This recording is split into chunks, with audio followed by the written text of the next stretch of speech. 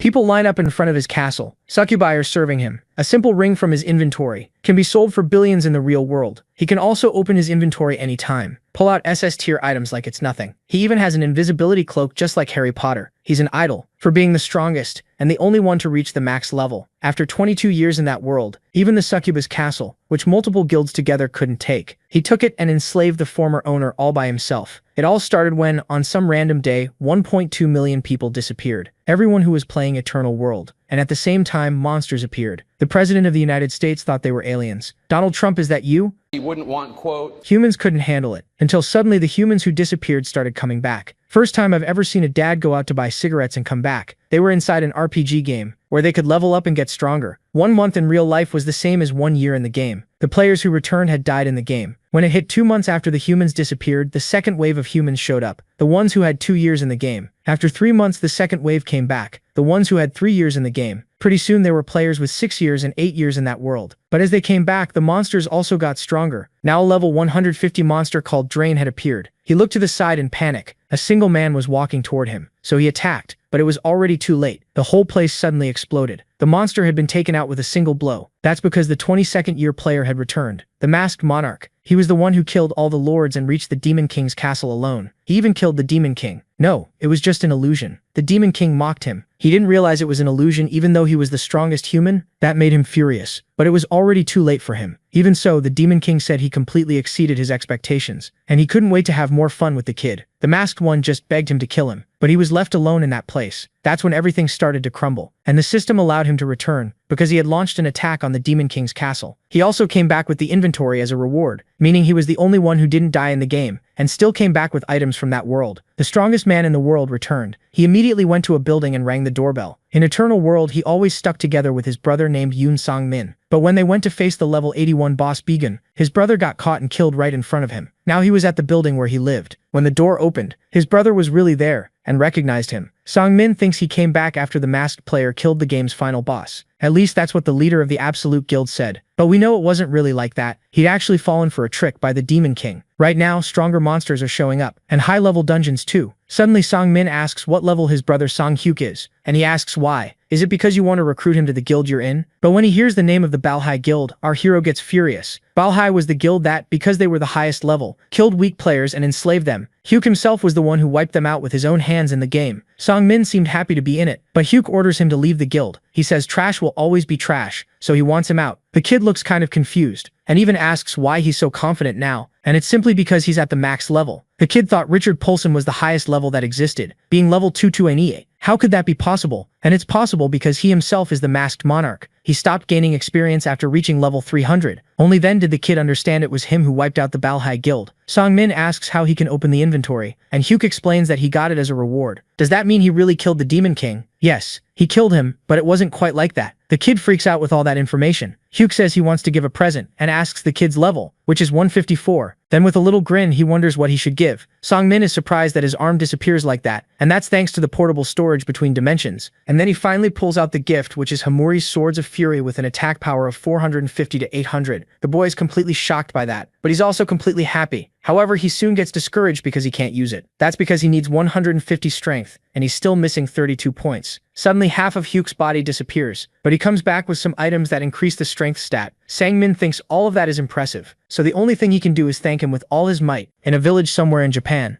the man massages around his head. He keeps doing it with a certain pressure. Meanwhile, crystal balls are glowing. The light gets even stronger. He asks if anyone's there, and soon gets an answer. A voice comes out of the ball saying the others still haven't arrived, and the man asks if he's ever seen the others show up on time. Anyway, the voice asks if the reason for the meeting is what it's thinking. Then it gets confirmation that it is. The topic is that the masked monarch has returned. That leaves the other person silent. Then the woman says she knew it was only a matter of time. She asks if he at least knows where he is. For a moment he stays silent, revealing the masked guy's location in South Korea. At the Yongsan district office, Sang-hyuk officially becomes a player, and he asks his brother if that's something to be congratulated for. Then Sang-min says they don't have a choice because they can be punished if they don't register with the player management department. The masked guy notices something as he walks. He spots several other people who came out of Eternal World. Sang-hyuk questions his brother about saying players returned without equipment, and the kid had forgotten he doesn't know. So he explains that the weapons were made on Earth. The masked guy asks if it's so they won't be thrown away after killing a monster. But Sang-min explains that doesn't happen in the real world, and that crafter class players, mages and others teamed up to make weapons and other gear. The kid also says that despite the effort, the items are low quality compared to what they used in Eternal World. Sang-hyuk says he has a favor to ask. With a smile he says there's someone he'd like to meet and asks if his brother can meet him. The kid looks a bit confused. They're at the Twilight Workshop. The brothers are standing in front of the place. Scared, Sang-min asks if the person he wants to meet is really in there, and the masked guy confirms, saying he didn't expect it to be so huge. The younger one asks if his brother really knows the person, which makes Sang-hyuk curious about whether he knows them too. Then Sang-min says all players know the Twilight Blacksmith. Even though the guy only did that and avoided fighting, he was included in the 400-member Suicide Squad during the castle attack. Not to mention the Twilight Workshop is where all the famous players from all over the world place their custom orders. Sang-min also reveals it's his dream to have his gear customized there. Smiling, the masked guy tells him to place an order, which makes his brother really happy. Then they finally decide to go into the shop. The door opens and they're greeted right away. A woman asks how she can help them. Sang-hyuk says he's there to meet Mr. Lee Chul-woo. The receptionist asks if he has an appointment, and when they say no, she says they can't meet him without one. Sang-min asks his brother if he's sure he knows the blacksmith, since neither of them is getting any VIP treatment. Sang-hyuk asks where the blacksmith is and finds out he's probably working in his workshop, which makes the receptionist a bit suspicious. Sang-hyuk just thanks her and takes off running. The woman tells him to stop, but the masked guy just wants to know where the place is, soon finding out it's in the basement. She still tries to say the boy can't go down there, but it's too late. In the workshop there are lots of items like weapons and armor, as well as all kinds of blades, and the blacksmith is working on another one. He's extremely careful with the prep, even though he's not a fighter. The blacksmith is level 98. Chul-woo turns around when he hears someone shout his name. He's shocked when he sees who's there. It's Yoo Sang-hyuk standing there. The receptionist finally catches up, saying he can't be there. Sang-hyuk asks the blacksmith if he could make it up to the pretty woman, with a bonus, saying she was very kind to tell him where he was. The woman apologizes for it, saying the boy just came in without any warning. But Chul-woo just says she'll get a bonus check at the end of the month, leaving her confused. The blacksmith asks if she doesn't want it, and still scared, the receptionist just thanks him. Chul-woo says the masked guy is still making a scene, and the boy asks if he isn't happy to see him. The big man asks what Sang-hyuk means by that. After all, he was living a peaceful life when the masked guy dragged him to that terrible place. Sang-hyuk shows him the hammer. Startled, the blacksmith asks how he got that, because as far as he knows, there's no way to bring items back from the Eternal World. Smiling, Sang-hyuk says he brought back his whole inventory in his dimensional pocket, revealing it was a reward for completing the final mission. Chul-woo thanks him, saying he thought he'd never see his hammer again, but he finds it weird the masked guy didn't give it back to him. Sang-hyuk says the weapon is his now. The masked guy says he left it behind when he got eliminated, so he took it for himself. Sang-hyuk surprises him, saying that considering their friendship he'll give it back, but only if the blacksmith does him a favor. With no other choice, the blacksmith works on the request. Chul-woo asks if he didn't see the Do Not Disturb sign on the door. He tells the Red Knight to come back another time. Without saying anything, a sack gets tossed over. Inside are a bunch of really shiny items, which immediately grabs the blacksmith's attention. Sang-hyuk brought him Iferan steel, the brilliant black ore, the horn of Denard, rare S-rank items. He wants to know how all of this was obtained. The masked monarch wants the blacksmith to make him an item. Chul-woo asks what he wants, and he smiles at what he has in mind. His simple request is a mask. Sang-hyuk says the place was just a small workshop when he first saw it, and he never would have imagined it would become something this big. And he also says he didn't know the blacksmith had such a sophisticated hobby. Chul-woo asks why he doesn't sit down and join the two of them. Sang-min introduces himself to the blacksmith. The big man says he seems like a good kid, unlike a certain other person. Joining in on the joke, Sang-hyuk says that if the guy keeps giving him attitude, he'll have to leave. Chul-woo wants to understand more about what happened and whether he really completed all the missions in Eternal World. The masked guy says he thought so. He says that for 2 years he defeated all the demon lords by himself until he finally fought Baal and won. But that in reality it was all just an illusion. Sang-hyuk doesn't understand the blacksmith's reaction. Chul-woo says it's unbelievable that the great masked monarch couldn't tell an illusion from reality, which seems disappointing for the guy. Still, Sang-min says he's happy his brother came back in one piece, and with a bonus for completing the final mission, Chul-woo goes quiet. Thinking as he hears that, he asks what favor they want. Sang-hyuk says it's something simple. Since he'll be a customer of the workshop, he wants his orders to get priority. Seeing how cocky the masked guy is, Chul-woo just agrees. Sang-hyuk also wants to give an item to his little brother, but he doesn't want people to recognize it. So the blacksmith quickly realizes he wants the design adjusted, which for him is a pretty easy job. So he asks for his hammer so he can work, and the masked guy actually gives it back. Chul-woo complains that he shouldn't just toss it around, but with a smile Sang-hyuk says it's not like it's going to break from falling. The blacksmith says the masked guy is always so sarcastic. Noticing something, Chul-woo asks if he forgot the fact that he still isn't level 100. Obviously Sang-hyuk has an ace up his sleeve, or rather in his dimensional pocket. He throws items onto the table. A Kibro's gauntlet with plus 50 points, gemstone of Bin at plus 20, and Aaron's bracelet with plus 50 points. Even so, Chul-woo doesn't miss the chance to complain that he took way too long to do that. Sang-min wants to understand about the hammer, and his brother explains that it's Planer's hammer, the god of blacksmiths. The item is the best there is and includes lots of special abilities, but it requires the player to have strength and health above 200 points. As soon as he finishes explaining, the older brother says he's going to the bathroom. Chul-woo says he hates to admit it, but Sang-hyuk is really impressive. Sang-min asks if it's about the masked monarch who he's only heard stories about. Knowing the kid got eliminated in year 12, the blacksmith says he really wouldn't know him. With a smile, Chul-woo says there was nothing the monarch couldn't do in Eternal World, and that his power could turn the impossible into something possible just by being there. Like when he took down the evil dragon Nermus, who devoured 3 of his forces, and that's how they completed the mission that 4 major American guilds couldn't. The monarch also completed other impossible missions, and the memory of the masked guy dragging him into the 400-member suicide squad annoys him. Sang-min thinks the blacksmith hates his brother, but Chul-woo says that even if he wants to, he can't. Sang-hyuk shows up with the mask of the Monarch of Chaos, and reveals it was the blacksmith who made the item. Chul-woo confirms it, saying it was the biggest work of his life. The masked guy smiles like always, sarcastically, and the blacksmith does the same, like good partners. Suddenly Sang-hyuk asks if there's any nice castle in Seoul. Chul-woo quickly realizes what he's getting at. Even so, he wants to confirm if it's what he thinks. Sang-hyuk says now that he's back, it's time to move, leaving both of them shocked, and the masked guy just says it's his new home. The place is heavily protected. There are plenty of guards covering every part. The brothers walk past them. Sang-hyuk comments that security is pretty strict around there. Since his brother doesn't know, Sang-min explains that if the monsters cross the designated areas, there'll be an overflow, so that's why they're careful. A guard asks what they're doing there. Right away, Sang-min changes direction to avoid trouble, but Sang-hyuk still has that unshakable look. He asks if this isn't where the National Museum of Korea used to be. At the meeting he had at the workshop, he talked about his ambition to move, making Chul-woo realize what's going through his head, and understand that he plans to take another castle from the monsters. Sang-min is confused and wants an explanation. The blacksmith says that in Eternal World, Sang-hyuk took a vampire queen's castle and turned it into a home. Impressed, the kid asks if it's true, and it didn't stop there. Chul-woo says he spared the vampire final boss's life so he could use her as a slave, and that's how he changed the place's name to Mask Castle. Sang-hyuk cuts in, asking if there's any castle in Seoul. The blacksmith goes quiet at the question, but he confirms there is one, known as the Night Witch's Castle. For Sang-hyuk, it's a great spot. There's a mountain behind it and a river in front, and it's close to the station too. Even though he agrees, Sang-min asks about their house.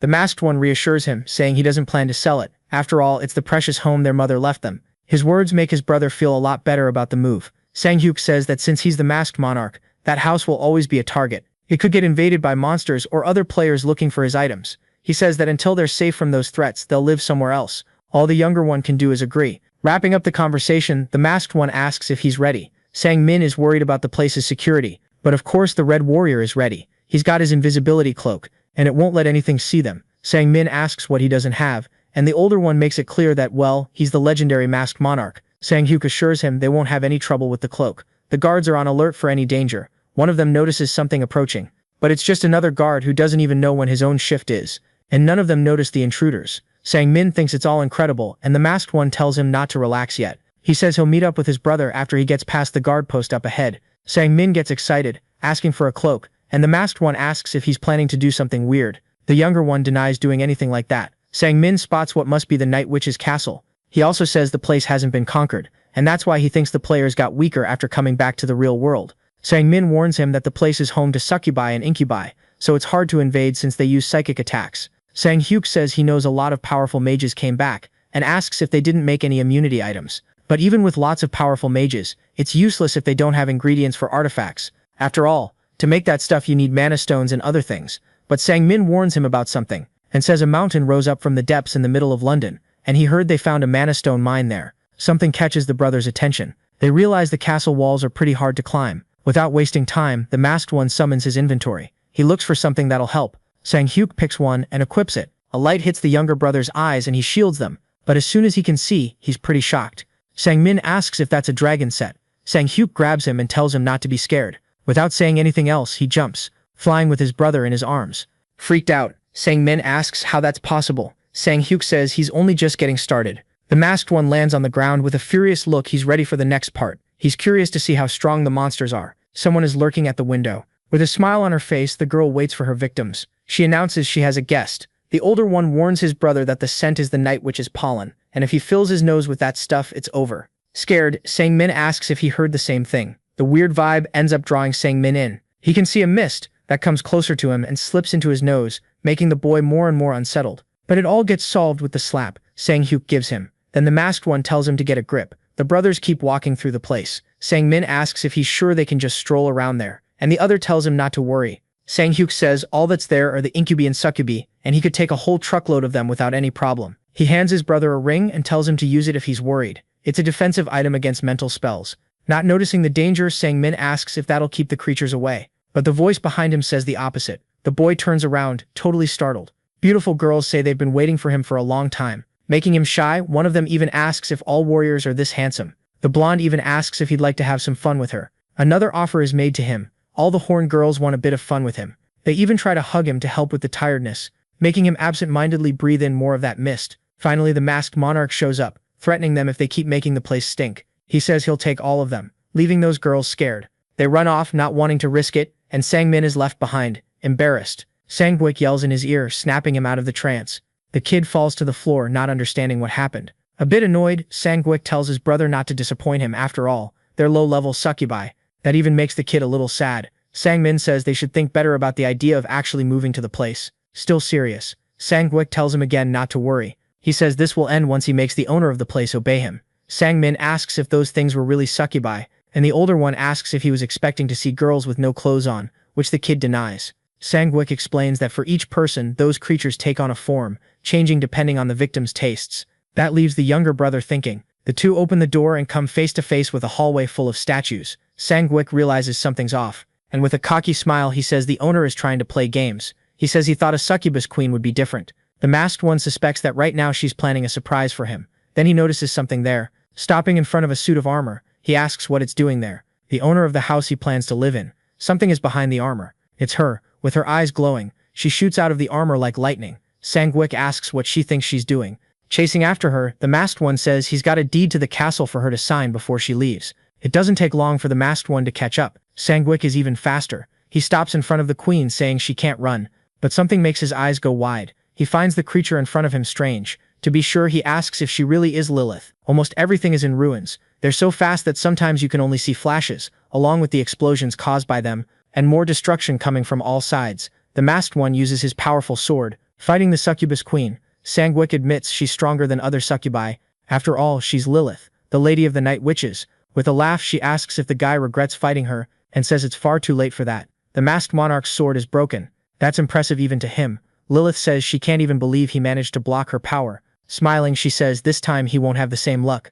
Until she notices her horn is broken. Lying on the ground next to Sang-hyuk, he tells the queen to stop wasting her time and come at him, because he's got others to face. His arrogant talk makes the succubus irritated. Then Lilith goes at him. They're back to reality, with Sang-hyuk having remembered their encounter, but wanting to be sure it really is her. The masked one asks what happened, and if it really is her there, but annoyed, the girl just tells him to get out of her way, quickly passing by Sang-hyuk's side, but something is stopping her. The masked one easily managed to capture her. The queen demands that he let her go. Annoyed, the demon just wants to be free from his grip. Then Sang-hyuk calls her a child. With a terrifying look, he says she shouldn't make him repeat himself. He asks her name. The girl looks pretty scared, but with not much choice, she admits her name is Lilith. Still not believing it, Sang-hyuk asks for confirmation. He's really suspicious about it, asking why she turned into a child. Something catches Sang-hyuk's attention. Then an explosion happens there, the structure of the place shaking after the wall is broken. But the masked monarch stopped it with style. Sang-hyuk wants to know who those horned people are. Someone tells him to stop causing trouble and leave. The higher-ranked succubus named Marianne is holding his brother and says she doesn't want to hurt him. Sang-hyuk looks back. With his usual cocky smile, he says she doesn't understand what's going on there. Back with his mask on, he says she should ask nicely instead of ordering him around. Marianne doesn't understand the kind of danger he represents, but the order is to eliminate the human. Sang-hyuk is just waiting for all of them to come. He easily dodges the group's attack. His eyes shine, alert to everything. Then he catches Marianne off guard by asking if they really think just 6 of them are enough to take him down. The masked monarch is fast at what he does, snatching his little brother out of the succubus's claws. He asks Sang-min if he can run, and the boy agrees. The demons fire fireballs at them. Sang-hyuk is quick, dodging every single one, making the creatures have to push themselves even harder. The masked monarch threatens to take their fingers if they try again. But the strongest succubus won't give up. Marianne is ready to hit him with a butterfly dash. She fires her power at him. Sang-hyuk still doesn't move. While that blast is about to hit him, a powerful lightning bolt strikes the top of the castle. The sword's blade lights up. Everyone gets scared by it. even Marianne, who was confident. While he's completely lit up by the lightning, there's someone with him. Sang-hyuk is holding Lilith with him. The guy asks if she's ready to talk, calling her annoyingly, "Little princess." Day has already broken, totally changing the mood of the castle. Lilith, the demon's princess, is sitting on the bed. Sang-hyuk breathes easy, finally getting a bit of peace. The masked guy wants to get done with what he came there to do. He starts by asking if this place really is the Night Witch's castle. Annoyed, Lilith yells, asking what else he thinks this place would be. Not caring about her words, Sang-hyuk says it looks more like a citadel of irresistible charms. That makes the princess hesitate. Then the masked guy says it's Lilith's home, the one who rules the Night Witches. Marianne says the princess still isn't familiar with the situation. She explains it's only been 100 days since the girl woke up. Sang-hyuk is surprised to hear that. Then everyone looks at Lilith. The masked guy asks if that's why the demon queen looks like this. He asks if the pink-haired girl is the only succubus in the top rank, but Marianne admits she doesn't know her rank. After all, humans are the ones who make the rankings. Sang-hyuk asks if she's the only senior member there, and she confirms it. He says there were a lot more of them in Eternal World Citadel. Marianne says none of them know the details since they woke up. Sang-hyuk thinks for a moment. With a confident smile, he says he gets it now. Calling Lilith over, he sticks his hand into his dimensional pocket. The masked guy pulls out the paper so they can make a contract. Lilith looks at it curiously. It's a contract agreeing to subordination. She says she's never heard that word before, and Marianne warns her not to do it. The demon explains that it'll make the queen his slave for the rest of her life. Sang-hyuk gets her attention, wrapped in his terrifying aura. To intimidate her, he tells her not to get involved. Sang-hyuk moves toward Lilith, making all of them pretty scared, but he only touched her head and tells her not to worry. Sang-hyuk says he's just trying to protect her, which leaves the little princess confused. Then he asks if someone like him attacked this place again, they'd be able to defend it, but none of them has an answer to that. Sang-hyuk says he'll go over it with her, explaining that she'll be bound by contract until she becomes an adult. He also gives her the option to accept or cancel the deal. Lilith stays quiet, thinking about his words. The girl stands up and asks if he's serious, but Sang-hyuk just asks if that's how she talks to her new master. Lilith asks if he'll really cancel the contract when she becomes an adult. The masked guy promises he'll put that in the contract and tells the girl not to worry. He also warns that if she doesn't comply, her soul will be destroyed. Lilith doesn't have much of a choice, so she's ready to sign. Marianne calls out to her lady, but the girl is already getting the ink ready to sign.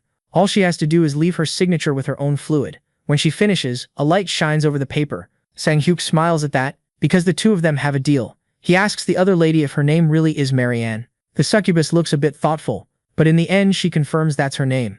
Then all the demons bow to the Lord. Of course, he gives a sarcastic smile and suggests they first change the nameplate on the door. In Monument Valley in the USA, the monsters are being taken out. One tries to catch the player off guard by attacking from behind, but he defends himself using his double blade. The man holds his ground so he won't lose the fight, using his strength to push the creature back. He looks over at his partner, surrounded. The other one is in a brutal battle, cutting down his enemies like they're bread. He isn't scared even though there are so many. With a single strike, he manages to split several of them in half, knocking the monsters away. He's honestly pretty terrifying. His name is Richard Paulson, the Sun Knight of the Absolute Guild, level 220. He says the monsters might have dropped some items, and asks them to check the area. The masked guy calls for his master. Harry Bertland, level 187, known as the Scythe of Judgment, says he needs to take a look at something. Richard takes the phone from his hand. The Golden Knight pays attention to what he's talking about. Then he smiles when he realizes it's about the masked monarch, and that the player finally came back. In a city in Russia, people are bundled up because of the cold. Their eyes are fixed on their phones, focused on the news they're reading. The same thing is happening in the UK. People are calmly moving through the city. At the newsstands, the papers have the headline about the masked monarch showing up. Even in Hong Kong, the news is talking about it. It's everywhere. Meanwhile, somewhere else, several photos of the monarch were taken down. The man studies each image carefully. His eyes lock onto something interesting. Finally back in Seoul, Sang-hyuk puts on his armor. He has the feeling something is following him. When he turns around, he sees several men behind him. Cho Sok-hyun, level 102, is the guildmaster of Balhae. The masked guy calls him a bastard, says it's been a while since he's seen him, and the man says the same. Sang-hyuk gets straight to the point, asking what he wants. He even asks if the guildmaster is going to beg for forgiveness. Sok-hyun gets really nervous. He says they made a terrible mistake in the other world,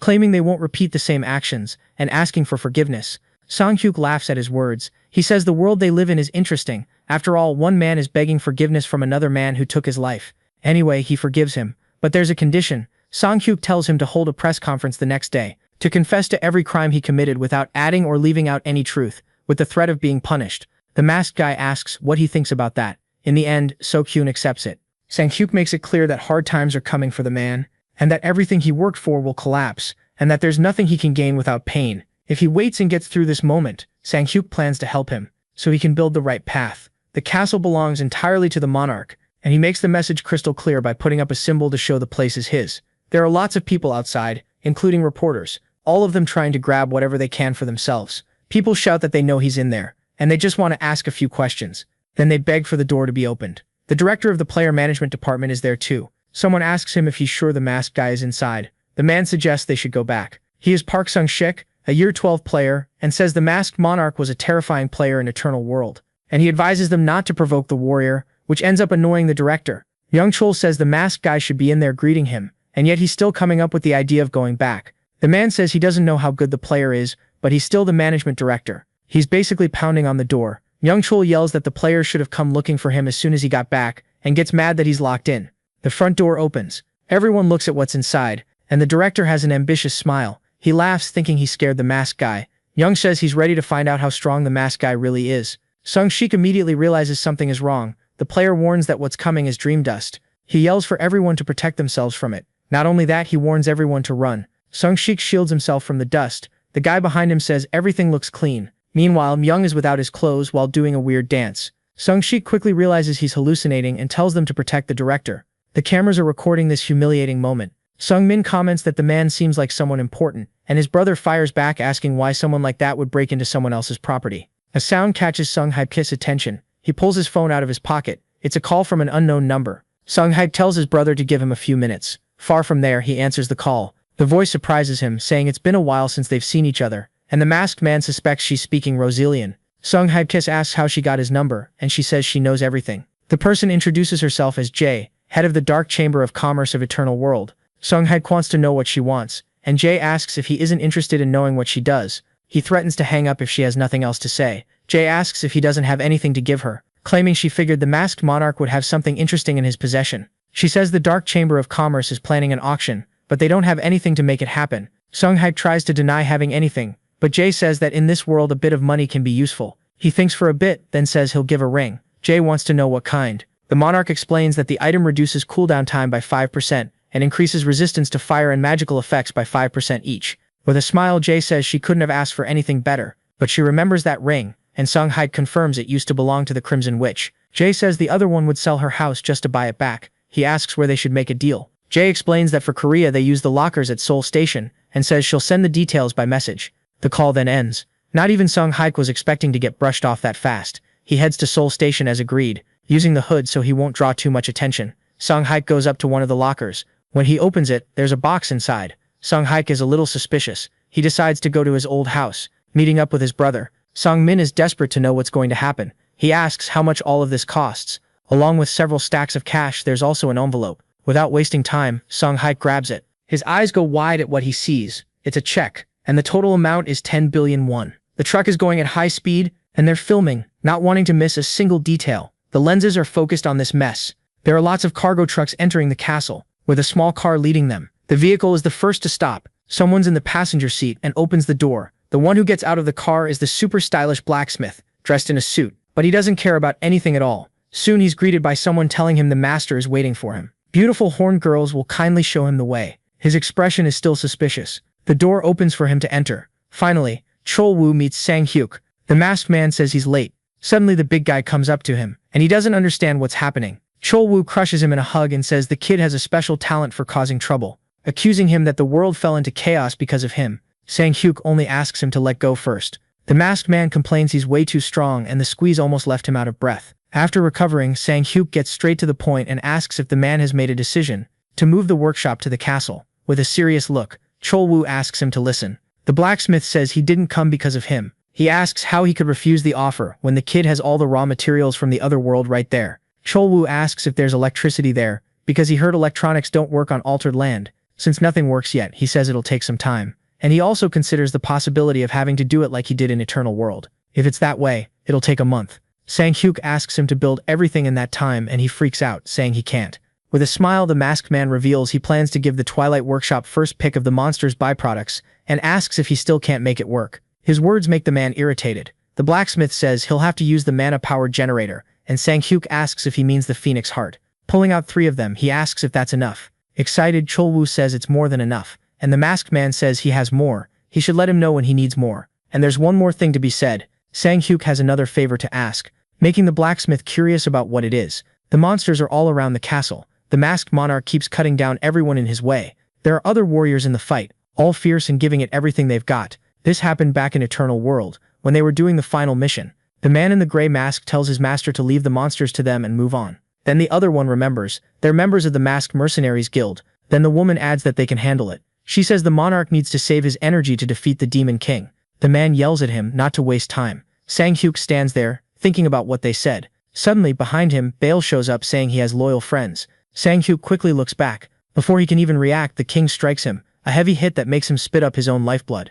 Bale has a terrifying smile. The demon attacks again, this time an explosive one. Sang-hyuk gets thrown far away, taking even more damage to his body. On top of being strong, the Demon King is terrifying. With a smile, Bale says it's disappointing. He says he thought the Masked Monarch would be different. Red crystals are flying toward the monster, but he easily blocks them with a shield. One of the guild members tries a surprise attack from behind, but it's like it was nothing. The girl in the group also tries to use her special. Bale disappears before it even hits. Her eyes go wide, not understanding what just happened. Then the villain appears behind her. Bale declares she'll be taken out first. Meanwhile, the monarch is collapsing to the ground, watching his team get slaughtered. Even weak, he tells everyone to fall back. The butcher asks his master if he's okay. Sang-hyuk warns that the king is way too strong for them, but even so, the gray mask says they'll buy time for him. The butcher tells him to run. He also promises everyone will be right behind him. The monarch tries to stop him, but the butcher just tells the other partner that he's counting on him. The Twilight blacksmith is there too. Chol-woo has a serious look. He asks Sang-hyuk if he can get up. The monarch orders everyone to retreat immediately. The butcher says he needs to save at least one more life and asks him to use a healing item. The man has no intention of following his lord's order, because he knows damn well Sang-hyuk is the only one who can defeat the Demon King. So he asks him to level up and finish the mission. With a smile, he reminds him that's the goal of the Masked Mercenaries Guild. And with that, the mercenary heads into the fight. Sang-hyuk yells for him, but it's too late. He ends up coughing up more blood, which worries the blacksmith. Someone shouts Yoon. Sang-hyuk, telling him to wake up. Several explosions go off in the castle. He can see it until his eyes close completely. The girl's body is lying on the ground. Same with his companions. It's too late for the butcher too. Sang-hyuk witnesses the end of his subordinates. His gaze is distant, not believing this really happened. He closes his eyes, furious. Then he screams out all the pain he's feeling. Sang-hyuk is back in reality, free from that nightmare he went through. Someone announces the arrival of his guests. He gives the order to let them in, immediately putting on his mask. The door is finally opened. His guests step into his room. Sang-hyuk gives a small smile as he says it's been a long time since he's seen them. At last, the masked team is back. It really has been a while since they said goodbye. Butcher is the captain of the Masked Mercenaries Guild, level 165. Guillotine is the vice captain, level 132. Iceflower is also a vice captain of the guild, and is level 138. The Masked Monarch takes a good look at his team. With a smile, he asks how they've been, and they're all doing perfectly fine. Butcher says they've been eating and sleeping well, and they've been having a lot of fun too. Hearing that makes Sang-hyuk happy. The monarch asks if they've been keeping in touch with the other guild members, and the big guy reveals everyone came to Seoul when they heard he was back. That catches him off guard. Butcher says they were getting ready to reunite in time for the Lord's return, and that one of them even came to Korea with their whole family. The monarch says that's going way too far. Iceflower says everyone is waiting for his command. All he has to do is say the word. Sang-hyuk is satisfied with his team. A suitcase gets tossed to the big guy. He wants to know what it is. The monarch says there are 3 billion won in there. The plan is to use the money to move the headquarters to the current location. What he says leaves everyone shocked. Construction on the site has already started. There are a lot of people working on it, and a lot still to do. From up high, Sang-hyuk and Chol-woo watch everything. The master says things are moving faster than he expected. Chol-woo agrees. After all, more than 100 people, including the mercenaries, are working on the project. He adds that the workshop furnace is almost finished too, which means they can speed things up even more. All of a sudden, Sang-hyuk says he should hurry up and get ready too,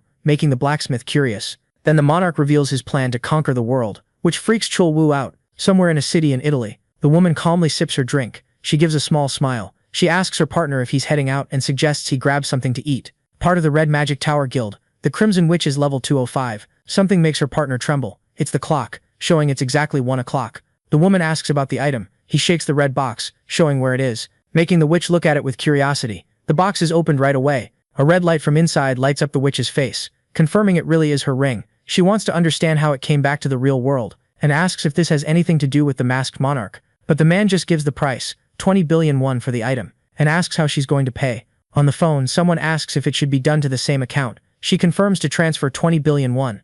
The witch asks the man in front of her to check the account. He does, and immediately stands up. Still, the man is also ready to answer the question she asked, confirming the item was brought by the masked monarch. That surprises the witch. She smiles, wanting to know what the masked one is doing right now. In Inja County in Kangwon Province, several explosions happen at the same time. People run in fear trying to save their lives, because terrifying monsters are after them. With mouths full of sharp teeth and a horrible look, Guillotine says Echo Canyon was famous in the Eternal World as a refuge for the undead, now located in Inja County, and because of all the mountain ranges, the area covers a huge stretch of land. That's why even nearby cities get evacuation orders when there's an overflow, and the damage caused by the undead is worse.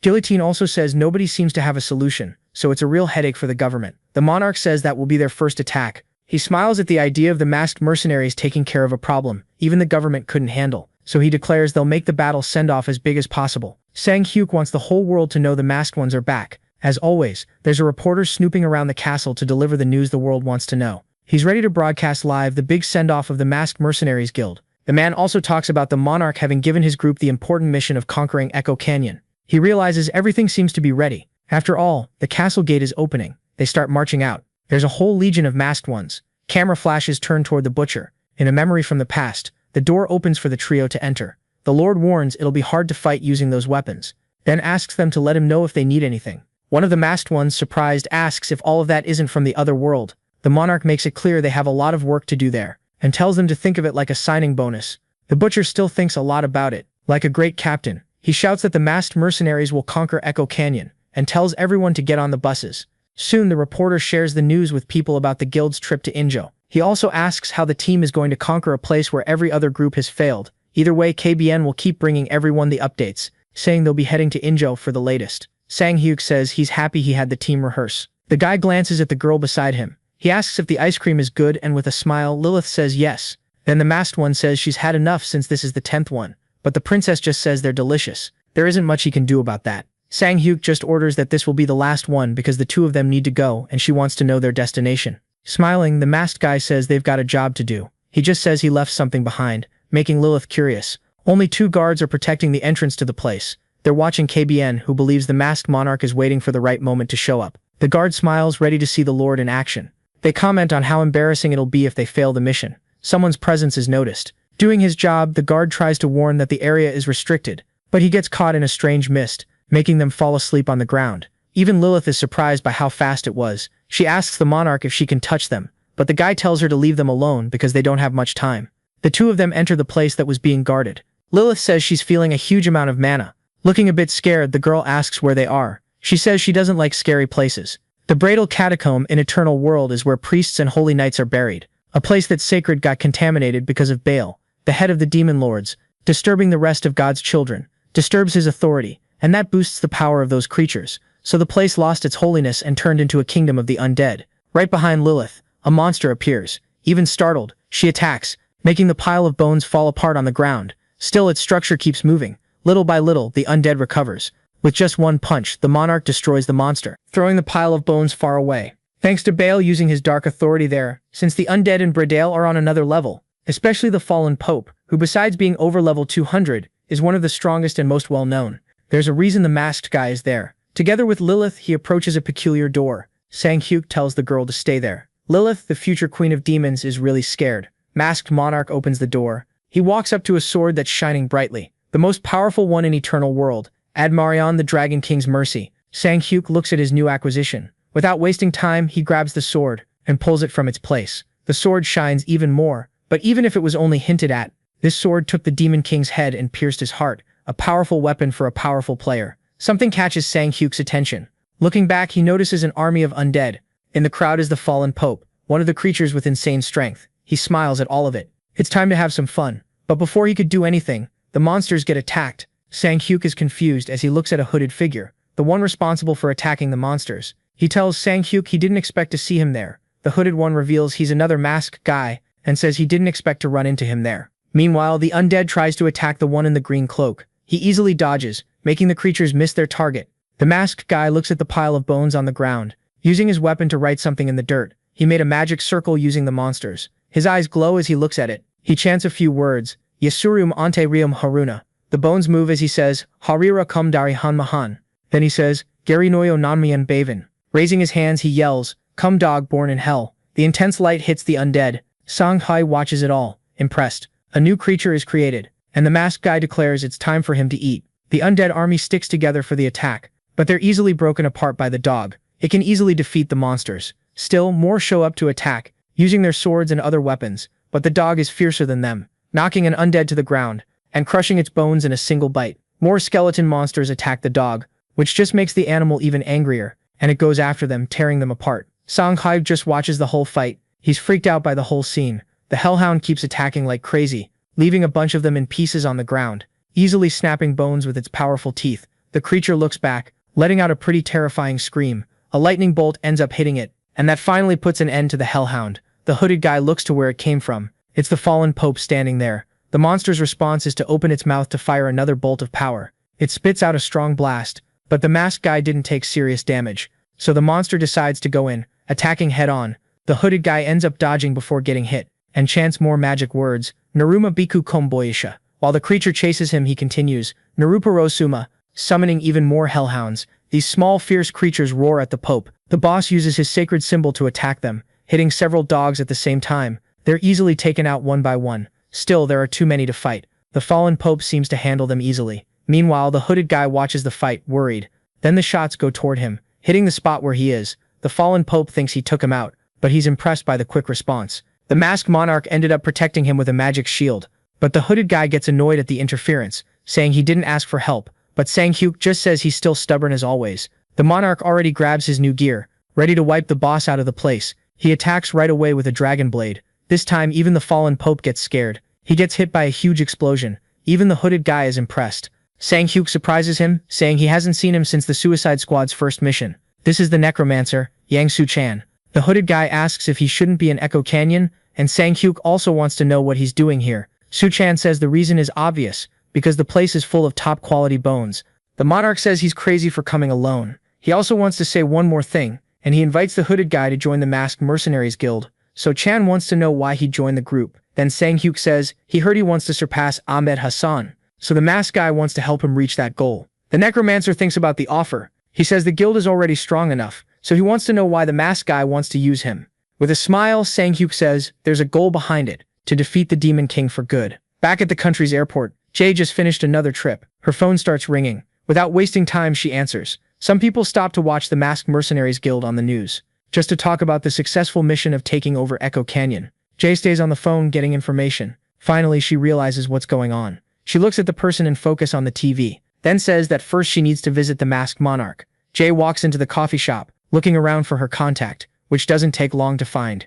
In the distance, she spots Sang-min sitting down. Then she calls out to the boy. The woman asks if the monarch isn't there, but the boy says he doesn't understand what she's saying.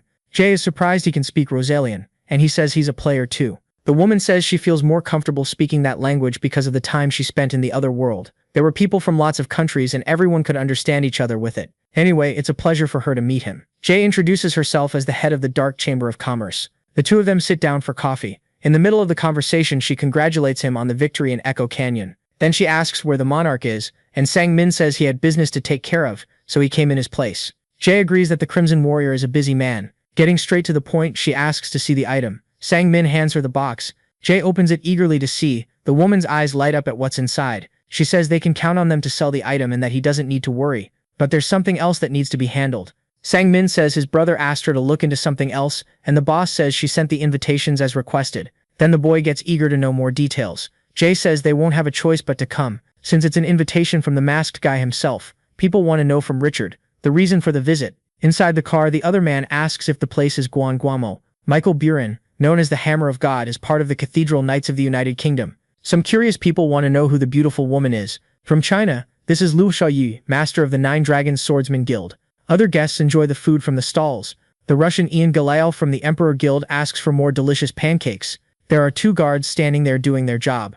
Meanwhile, calmly, Hasegawa Ryota from Japan's Forest Sword Ghost Guild drinks his coffee in peace.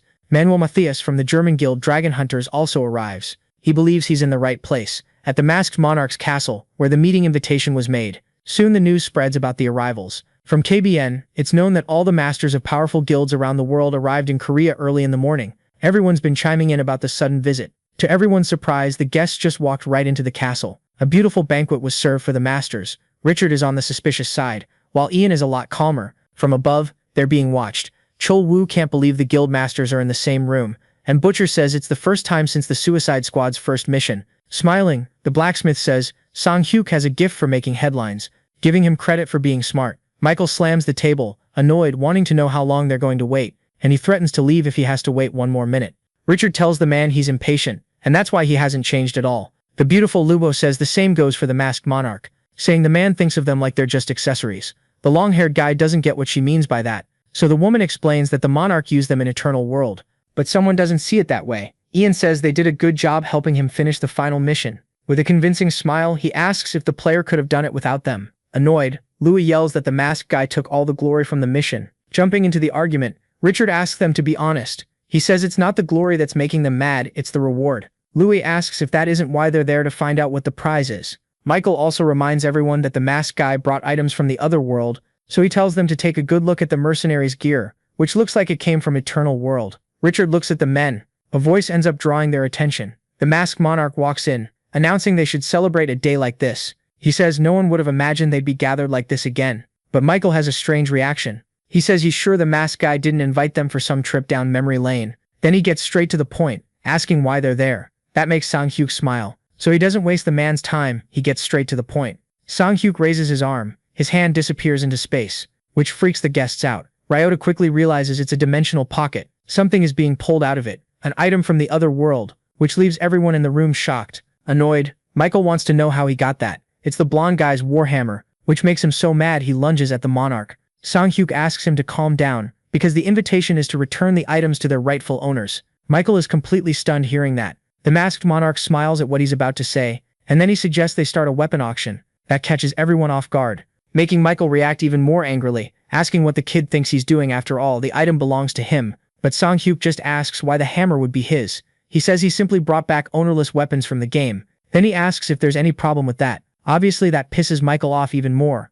Richard surprises everyone by announcing he'll buy the hammer, leaving Michael even more rattled. But the Golden Knight just makes it clear. If the monarch said it's an auction, that means he can bid too. Michael makes a threat, saying that as soon as he gets his hammer back, he'll send his friend over to the other world. Someone asks them to be quiet. A man in a suit announces the starting price is 10 million, and explains bids can only go up by 500,000, and so the auction begins. In a private room, the woman asks if he isn't being a little cruel to her, but Sang-hyuk claims he doesn't know what she's talking about. Jay asks what he's trying to get out of all this, asking if he wants to rule them or if he's just after a lot of money. But the guy answers that it's all just bait, making the woman curious about that. Sang-hyuk says now that he's thrown out the bait, it's time for them to bite. Jay is still confused about what he planned for the meeting. The bids keep coming, reaching 31 million. Richard offers another 500,000, annoying the item's former owner. Another bid comes in at 200 million. This time it was Manuel. The auctioneer asks if anyone else wants to bid, otherwise they'll move on to the next item. Michael doesn't have much choice if he wants his hammer back, so he bids 210 million.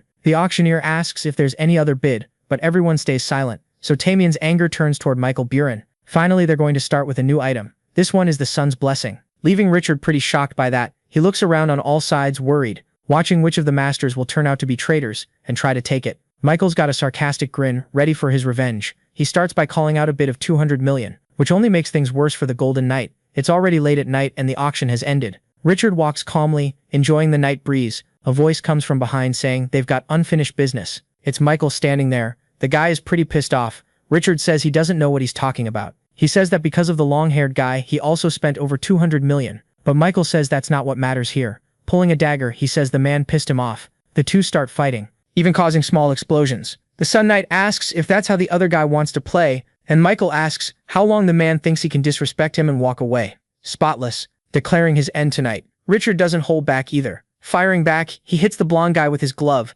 sending his opponent flying far from there. Michael took a solid hit, staying down on the ground like an old dog. Richard reminds the blonde guy that he's a higher level than him in the other world. So in the real world it's the same story. Annoyed, Richard tells him to shut up and charges in with the blade, which in a way surprises the Golden Knight. Still, he manages to dodge that bolt, which ends up hitting the wall. Richard looks at what just barely missed him, realizing Michael really isn't messing around, so he grabs his sword. He says apparently neither of them is getting out of there alive. Michael also grabs his hammer, agreeing with what his enemy said. One raises his sword to attack, while the other uses his hammer. They're ready to face each other to the end. In a battle that happens in the silence of the night, the rivals are staring each other down, still not understanding who lost the fight, but neither of them got hit. which leaves Richard confused, and Michael is too. He complains about the Golden Knight holding back, and the other says he didn't. Then he throws a punch at the long-haired guy. Michael does the same. All of a sudden he looked kind of confused, not understanding. Richard's in the same situation, both looking at their weapons, not understanding what's going on. There's something wrong with the sun's blessing,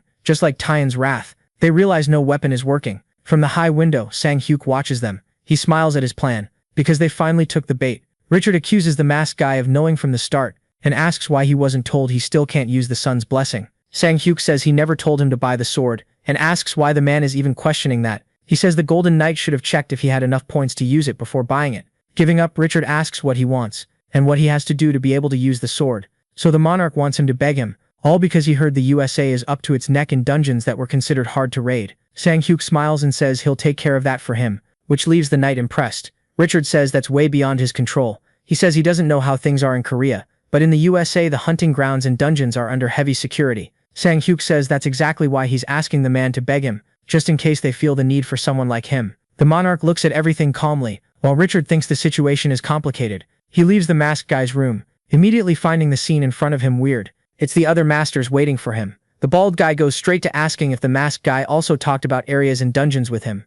Richard says it looks like the monarch got the best of everyone. As always, Michael has an explosive temper, angry at having been tricked, yelling that one of the two is going to die and there won't be any middle ground. Someone asks if the blonde guy is dumb or just stupid, putting an end to his tantrum. Richard asks why he doesn't think about a change. The Golden Knight says he wouldn't be able to block a single blow with such a pathetic weapon, leaving even Michael without an answer. Richard tells them to think it through and decide whether they should make a deal with the devil or not. The masters then fall silent, thinking about it. On Mount Ode in Gangwon province, several monsters scream, attacking with their weapons. They fight against the bony ones, splitting their bodies apart easily. With just one punch he can break them, doing that to everyone who comes at him. A skeleton even tries a sneak attack, catching the big red monster off guard, and it ends up losing its head. Then other skeletons rush in, attacking other giant red monsters. While the fight is going on, there's someone up high. It's Su-chan watching everything.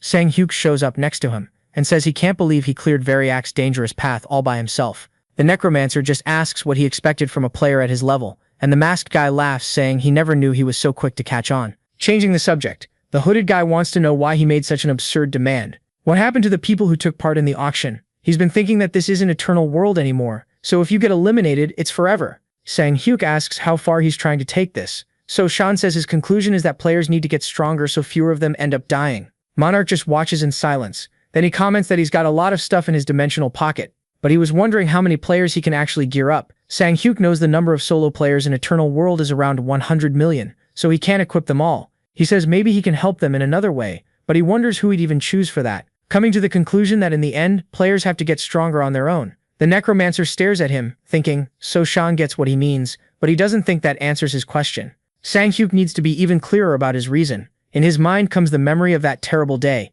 when he was losing Sang-min and his brother said he wanted to go all the way with him. He also remembers Iceflower saying she'd buy time, so he could escape the place. His teammates were confident he was the only one who could defeat the Demon King, and they refused to leave. Everyone was ready for the end of the journey. Sang-hyuk kept fighting the monsters, walking forward in search of hope, only to find his entire guild eliminated, which left him really sad. Then Bale's voice tells him things are going to be fun. He says he's looking forward to it. The Demon King has an evil smile, and Monarch looks at him with anger. Sang-hyuk made an absurd demand, and he explains it's because he doesn't want to lose this team. Su-chan doesn't say anything else, finally understanding him. On the news they talk about the solo conqueror, and also about the masked mercenary guild that cleared the fallen sanctuary. There were other achievements like the masked lands. On the news they say the masked monarch cleared 3 hunting grounds and dungeons that were considered impossible to raid, turning the Republic of Korea into a gaming powerhouse. A meeting happens at the JW group, where the boss asks if they still haven't gotten in touch with Monarch.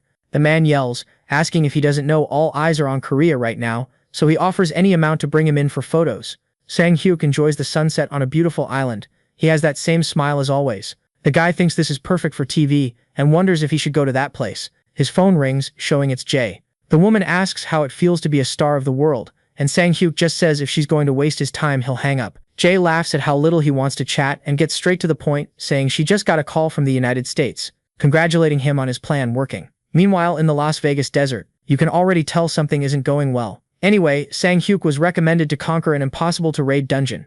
Everything seems calm there, until the missiles get launched in that direction, causing the place to blow up. The place is being bombed. Smoke comes out of the firing weapon, Then the missile launch is completed, asking to confirm the strike, and the broadcast is happening too. The answer is no to the request due to poor visibility. Storm A, and they ask for an image for Squadron 1, but that's not possible either because of the fog. So they switch to Plan C and announce they're going in. A task force even using war tanks, each soldier heavily equipped for the situation, and a lot of them to deal with the problem. Through the fog you can see glowing red eyes. An explosion startles the soldiers. It's an enemy attack, but they're told to hold formation. Something is being attacked in the middle of the fog, keeping them from knowing what's happening. The soldier tries to see through the fog. Suddenly a roar from behind him makes his body freeze. He quickly looks back. Without wasting time, he starts shooting. With it being just him against the creatures, now at McCarran International Airport, a plane has just landed. As soon as the door opens, the passengers are let out. He's greeted by Richard, who quickly comments that the player got what he wanted. The Golden Knight asks if he should thank him for that, but Sang-hyuk waves it off. So Richard just wishes him good luck. He's confident in the masked man, just like the monarch is in the same situation. The trip happens in the room. Richard breaks the silence, saying the situation there doesn't look very good. He says 5 guilds, including Absolute, tried to raid the place for years, but none succeeded. And that even though the military carried out a large-scale attack not long ago, it also failed. Sang-hyuk knows and understands the situation. Richard also says the government gave the green light this time, but there's a catch. The man looks back, irritated. Soo-chan asks what he's looking at, while Lilith is hungry and asks for ice cream. Richard is confused by those two. He asks the masked man if it's really just the 3 of them. Sang-hyuk explains the guild has a lot of work to do in Korea, saying they also need to raid other dungeons. Out of patience, Richard tells him to listen, because he thinks the masked man didn't understand. He says hundreds of people lost their lives because of the dungeon, and it won't be as easy as the masked man thinks. Suddenly the hooded guy gets his attention. Soo-chan says he doesn't exactly understand what the 2 of them are talking about, but tells the man not to worry, because they won't fail. That makes Richard a little worried, but they keep going on the trip. Out in the desert area, a drone is flying, passing over the team set up there. The place is full of reporters getting their cameras ready. Soon something catches their attention.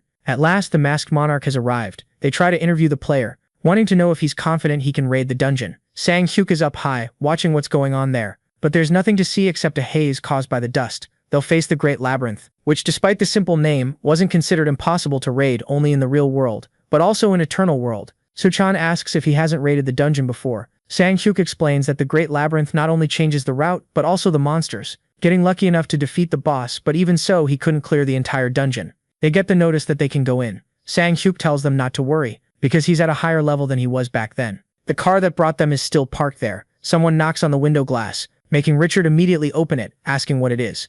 The commander of the Absolute Guild asks if it's really only 3 people who are going in there. Richard just confirms, saying the man saw them himself. Harry says he gets that it's the masked monarch, but still thinks it's ridiculous. After all, several guilds and soldiers couldn't find the entrance to the Great Labyrinth, and he asks how 3 people are going to do that. The Golden Knight stays quiet, thinking of an answer, but even he doesn't know. Still, Richard doubts they'll fail, because he knows one thing. The masked monarch is the only man who completed every mission in Eternal World. The haze is getting worse and worse, making it hard for them to see anything. So Chan asks how they'll know they're on the right path, but Sang-hyuk just tells him to stay on guard, because that's where most people get lost and are devoured by monsters. Lilith already starts complaining that she's hungry, asking for ice cream. The monarch says again that he'll buy it when they're done there, and so she won't complain anymore. He promises to buy like 10. Lilith is happy with the amount of ice cream, asking him to keep his promise. Aware that she isn't human, Soo-chan wants to know why he brought a child, but the monarch tells him not to worry. Sang-hyuk says there's something he wants to check. The haze continues through the labyrinth, making it harder to see anything ahead. The necromancer thinks it's already been 2 hours since they left, but still hasn't seen anything. He asks if they finally arrived or how far it is, but there's nothing but haze. Desperate, he calls for Sang-hyuk. Soo-chan looks all around for him. There's only dust, which scares him. He keeps shouting for the monarch. Worried, the necromancer wants to know what noise he heard and calls once again for the Crimson Warrior. He asks why the guy isn't answering him. Something catches his attention. Soo-chan finally finds Sang-hyuk, but the sight leaves him even more terrified. The masked monarch is badly hurt. Soo-chan asks what happened and who did this to him. He calls out once again, hoping for an answer. The monarch's eyes light up. From the armor, a kind of tail comes out. The razor-sharp tip goes straight toward the necromancer's eyes. Before anything could happen, an energy ball hits the creature. The monarch and Lilith finally show up. Sang-hyuk reminds him he warned him to stay on guard. He explains they're inside the labyrinth and have no idea what's going to happen. Even Lilith scolds him, telling the man to be more careful. The 3 of them keep moving through the labyrinth. Finally, they find something that seems to interest Sang-hyuk. Soo-chan asks if that's what he was looking for, and the masked guy says the hardest part of the dungeon is finding the entrance. Sang-hyuk reveals that when he was in Eternal World, it took him 2 to 3 weeks to find it, and he only managed it after getting a tip from an NPC in the nearby village. He lights the torch with the blue flame. Sang-hyuk hands it to the necromancer, who looks confused. The monarch tells him to keep walking and he'll find more of those lamps, explaining that he should only light the 3rd, 4th, and 7th lamp. Suchan asks if that way they'll be able to see the entrance, and Sang-hyuk confirms, saying it's simple. The necromancer asks why he's doing it instead of him, and the monarch explains there's something else to do. Sang-hyuk warns that no matter what happens he mustn't get distracted, just light the lamps. The way he says it makes the necromancer worried. Anyway, Sang-hyuk leaves together with Lilith. He quickly finds the next lamp. Suchan keeps track of the order, passing the 2nd lamp along the way, and finally reaching the 3rd. The necromancer remembers Sang-hyuk saying to light this one. A loud sound ends up startling him. He grits his teeth wanting to know what that was. Suchan is scared, not understanding what that noise is, but he remembers Sang-hyuk's warning not to get distracted and just light the lamps. That makes him focus on the mission again. Suchan yells that he doesn't know what's going on, but he's going to do what the monarch asked. The necromancer starts running, but more strange sounds can be heard, making him stop to see what it is. Suchan starts running again, going faster than before and reaching the next object. The necromancer thinks there must be a reason Sang-hyuk told him not to get distracted, so he wants to hurry. Finally, the hooded one reaches the 7th lamp and rushes to light it. Finally, the job is done. That seems to have worked on something. Suchan notices the fog is fading. That finally lets him see the place better, and what he sees leaves Suchan shocked. The necromancer spots a golden pyramid. He wonders if this is the Great Labyrinth. Someone asks why he took so long. Sang-hyuk and Lilith stand over the monsters' bodies, making the hooded guy stammer out his name. He's amazed, wanting to know what all of this is, and Sang-hyuk answers by asking what he thought he'd be doing. The monarch says that either way, the man should take advantage of it, and get ready, because there are still plenty of creatures left. Suchan is pretty shocked by that, and he even asks for some time to prepare. From far away, all you can see are explosions. Something is waiting behind the golden door. Sang-hyuk is the first to go in, followed by the others, who do the same. Finally, they're inside the Great Labyrinth. After subduing all the monsters outside, the 3 of them climb the spiral staircase. Suchan comments that the place is surprisingly quiet, but Sang-hyuk tells him to be careful, warning there are lots of traps. He reveals he wasn't able to figure them all out, so he warns they pop up out of nowhere and you have to stay alert.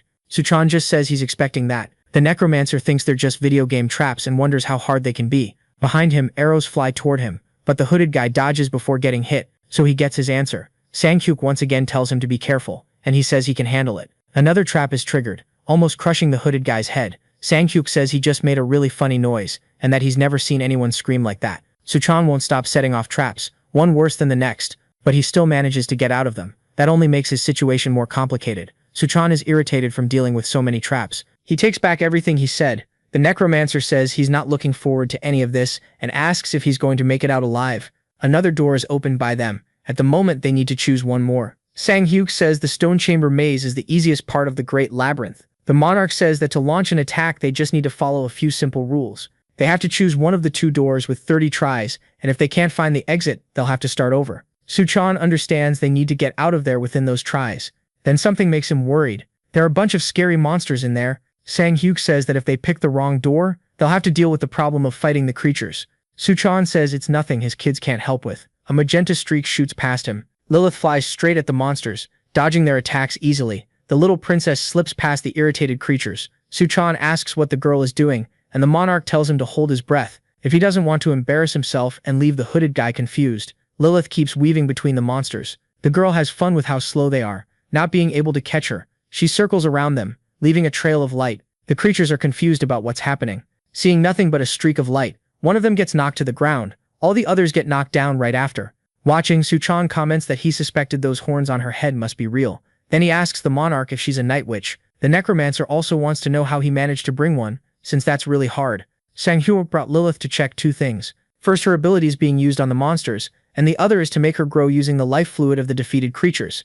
Lilith defeated all the monsters. She complains that everything was over so fast. The princess asks if he'll give her ice cream now. Sang-hyuk just looks thoughtful. At least he knows her abilities work on monsters. But there's something else. He'll have to wait and see if she's going to grow. Other, even fiercer monsters show up. This time Suchan orders his children to have some fun. The piles of bones fight the orcs. Sang-hyuk watches the battle. The invasion of the Great Labyrinth happened without any problems. Lilith had fun kicking it all off. Suchan took command with his skeleton army, and that's how they defeated all the monsters scattered around the place. The trio continues the mission, going even deeper into the Great Labyrinth. Suchan asks if this is it, the place where the red-eyed Shikiri boss is. Sang-hyuk says he'll show up when they break the crystal. The necromancer wants to know if he's stronger than him, and the masked guy says if he's lucky, the man might beat him, or might not. Suo-chan says that didn't tell him anything, even with the monarch saying that's the truth. Sang-hyuk says the creature is an attack-type boss, not a monster he fought alone. The necromancer asks if he defeated it alone, and the monarch confirms it. Suo-chan says he's his friend but makes it clear he's a show-off. Then he asks if they can start, but Sang-hyuk surprises him by asking him to stay out of this, because he wants to face the boss alone. But the monarch says there's something else he wants the man to do, which makes Suo-chan curious. People walk around while using their phones. At that moment they get something that makes their eyes go wide. As always, the news spreads everywhere, leaving whoever reads it pretty impressed. At school, one of the students yells, saying it's something they won't believe. He tells them to check Xtube right away. Everyone grabs their phones. The video that shook the world is the fight between the masked monarch and the red-eyed Shikiri. They really can't believe what's happening. Sang-hyuk walks toward the crystal. The item is floating between the tips of small pyramids. Finally, he's close to the object. Without waiting any longer, he aims at it, and when it breaks, it releases smoke the same color. The monarch waits for the result of what he did. A terrifying voice asks, "Who dares disturb my sleep?" The creature reveals itself, threatening that he'll pay for what he did with his own life. While pulling something from his dimensional pocket, Sang-hyuk talks about how the creature is still using the same old line. The seal is a transformation spell used to teleport to a chosen location. With shining eyes, the monarch explains that's because he was trapped there, so he's kindly going to take the boss out to get some air. All of them are wrapped in an aura, and just like that, they're teleported to another place, leaving the dungeon completely empty. The video goes all over the internet, a live stream of the masked monarch versus the red-eyed Shikiri, and obviously nobody is going to miss this showdown. Out in the field, the two stare each other down. The boss looks a little confused with the lel, and glares furiously at the pair. Suo-chan is the one in charge of the live stream, and he figures that outside there won't be any trouble getting reception, and he wonders when the other guy even had time to think of that. Anyway, the big guy declares the monarch's end, making his eyes glow. He fires a laser that the player easily dodges. Sang-hyuk builds momentum to attack. At least he knows the first phase attack pattern of the red-eyed Shikiri is really simple. The creature fires more beams. Sang-hyuk dodges all those glowing orbs, so his next step is to close in and go for close quarters combat. Soon the monarch lands a hit on the boss, but the monster uses a shield. Unfortunately, the shield around Shikiri's body is strong. It can withstand more than 10 attacks from the highest ranked players. Sang-hyuk realizes nothing will work unless you have an item that lets you use the blink spell 10 times, but as far as he knows, that doesn't exist. Still, he has his own way of dealing with it. When the shield breaks, the second phase begins. An explosion happens as the creature goes through a transformation. Little by little, the monster starts to appear. Then it yells, "Tremby in fear, you imbeciles." The centaur Shikiri has 3 attack patterns. The first is stomping the ground with its heavy hooves, which causes massive destruction. It has fear and includes a stun effect, so you have to be careful. Then it starts the second attack pattern called Area of Effect, holding its swords and slicing everything in its path to pieces. Finally, the third one, when it gets to this stage, you should just run. Sang-hyuk quickly dodges before taking a headbutt from the monster. As a result, Shikiri will be stunned for 5 seconds. Sang-hyuk says he's sure everyone knows what to do there. Then he jumps, gripping his sword for the attack. The monarch aims toward the boss and then fires a burst at the creature, making it lose its head. Because of the huge explosion, Sang-hyuk gets thrown back, stopping a few meters away. The smoke slowly starts to clear. There's no sign of the monster anymore, only the sword left behind by Shikiri. Sang-hyuk is satisfied with that. At least the attack is complete. Everyone watching the stream is completely shocked. They can't believe what actually happened. Richard is watching the stream too. He wonders how the masked guy managed to beat Shikiri so easily. Even Harry comments, saying he knew the player was strong. He just didn't know he was stronger than he thought. But the commander wants to know why the masked guy decided to do a live stream. Richard says the Great Labyrinth resets as a new dungeon, even after it's cleared, so Shikiri isn't gone forever and can be fought again. Harry wants more details, but then the Golden Knight's phone starts ringing. As soon as he answers, the person on the other end says the fish man has appeared, leaving Richard shaken as they say they believe the underwater kingdom of Acess has started to materialize. Harry wants to understand what's going on. Richard starts talking about the underwater kingdom of Acess, just like the underground kingdom of Lahaki, and to make it worse, the sky island of Braheim. Then he asks Harry what he thinks will happen if all those dungeons materialize, but the commander says that's impossible. Harry just stays quiet about it. The knight says he's only sure of one thing: the monarch won't be able to clear everything alone. Then he comes to a conclusion about the broadcast, that the masked guy is trying to tell the players that everyone needs to get stronger together. On the phone screen is the ugliest monster ever seen. This was sent to Sang-hyuk's phone. Sang-min shows up and asks what that is. A monster he's never seen before. Sang-hyuk says creatures started showing up in Eternal World after he died. He explains there was a psychopath who crossed humans with monsters to create new hybrids. The kid gets curious about the mixed breeds. Sang-min can't even say what he thinks, but his brother confirms he's right. Sang-hyuk had forgotten that the one responsible for it came back to the real world, and his name is Edgar Gonzalez. The village near the mountain seems like a peaceful place, but it's completely filled with monsters. Sang-hyuk is in the area too, watching what they're doing. In a meeting, the decision is to stop the Mexican immediately. After all, he attacked several villages in a single month, and even though he's an NPC, he could end up sabotaging the mission. Michael keeps shouting that the guy is even using players as his test subjects, which is a serious problem. He says they need to hurry and even put up a bounty if they have to catch Gonzalez. The monarch remembers the past. When the location of the crossing was found, Sang-hyuk asks where it is, but the woman says that kind of info is expensive. With a smile, Jae says he can give him a discount this time. Sang-hyuk just pays with an attack, knocking the person to the ground, revealing he isn't Jae. The man says he thought he'd found the perfect hiding place, but realized nobody can hide from the monarch, which is a shame. Then he smiles and says he wants to use him as an experiment in his test. Grabbing his sword, Sang-hyuk declares he needs to be deleted from the world.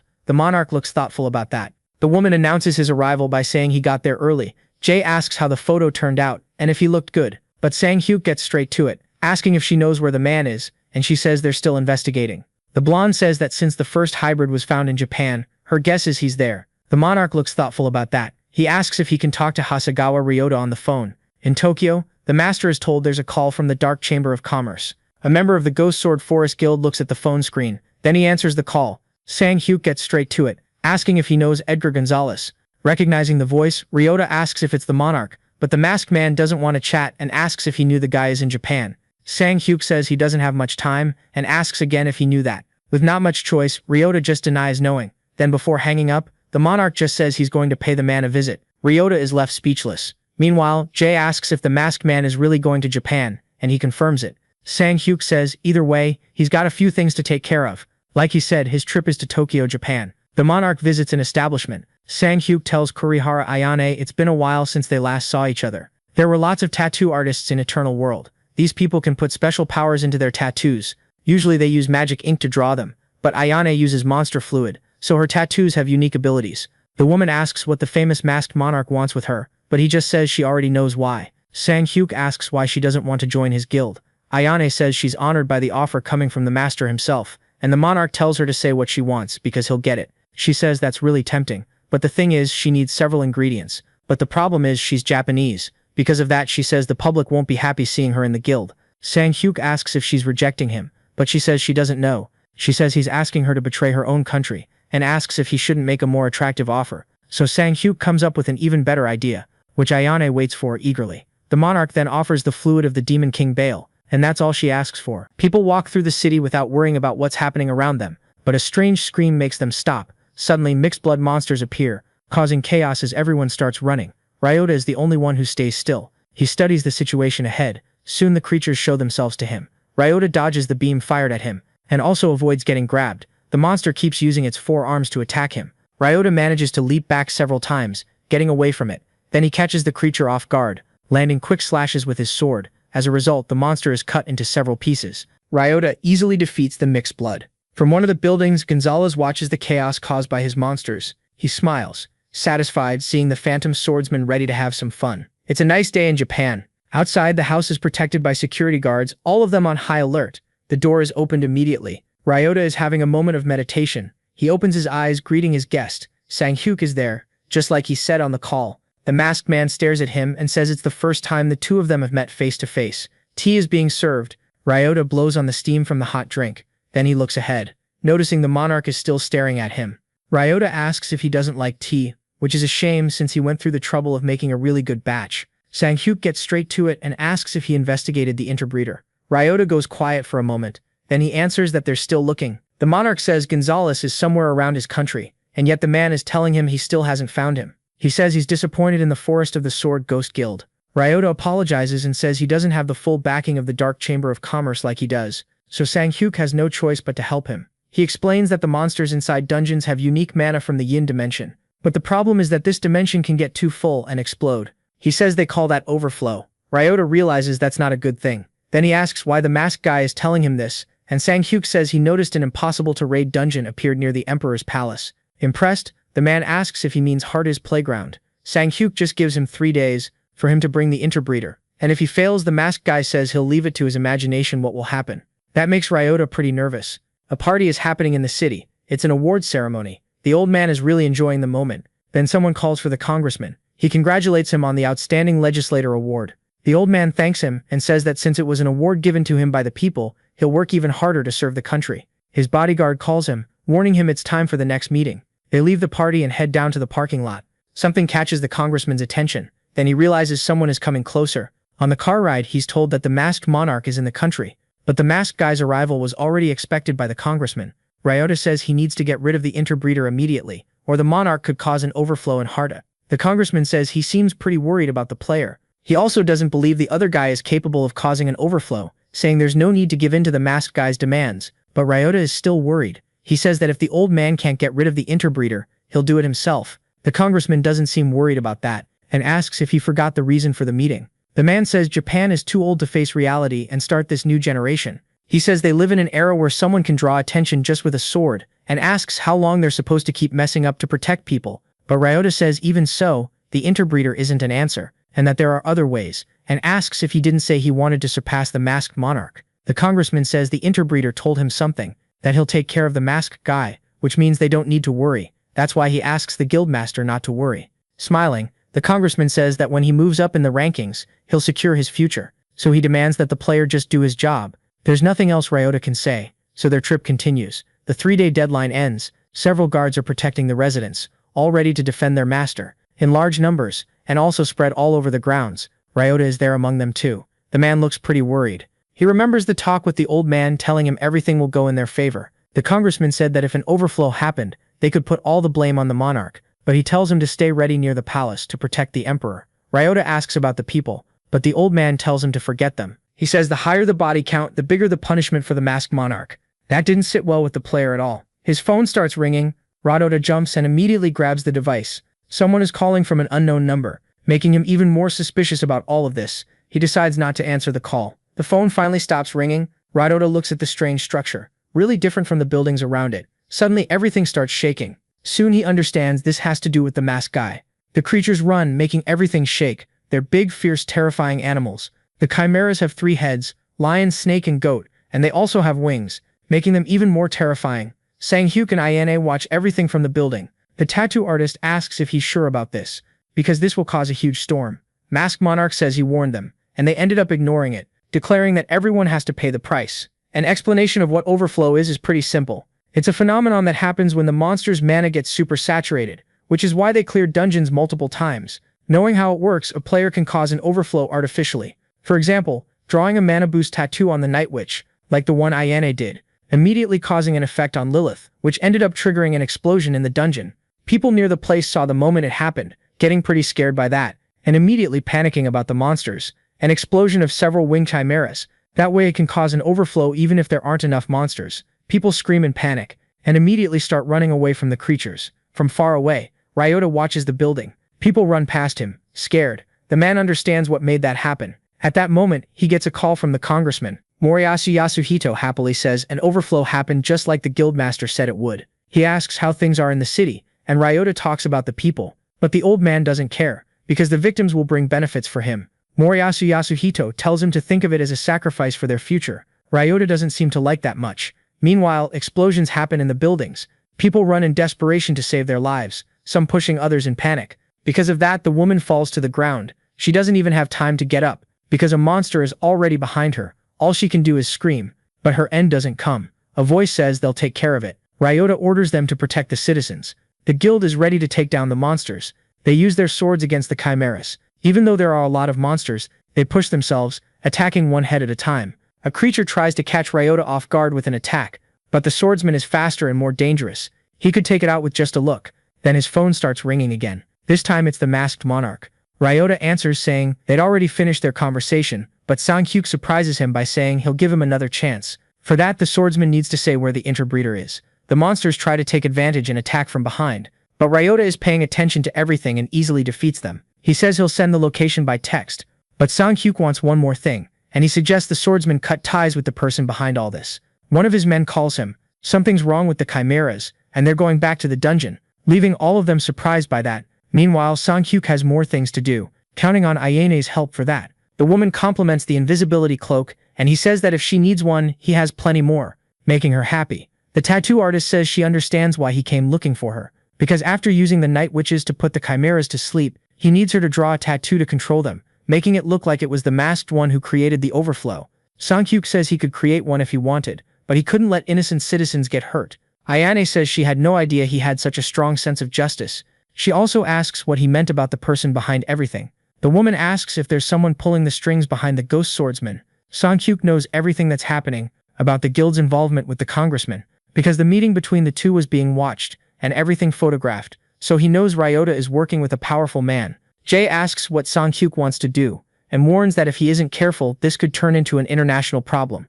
Sang-hyuk thinks about what to do, so the solution is simple. He says he'll let Japan deal with its own problem. With the memories ending, Sang-hyuk returns to reality. The monarch answers Ayane, saying it's nothing she needs to know. The village is empty, with the lights on showing that people are sheltered in their homes. The mad scientist lab is around there, where his mixed-breed monsters are made.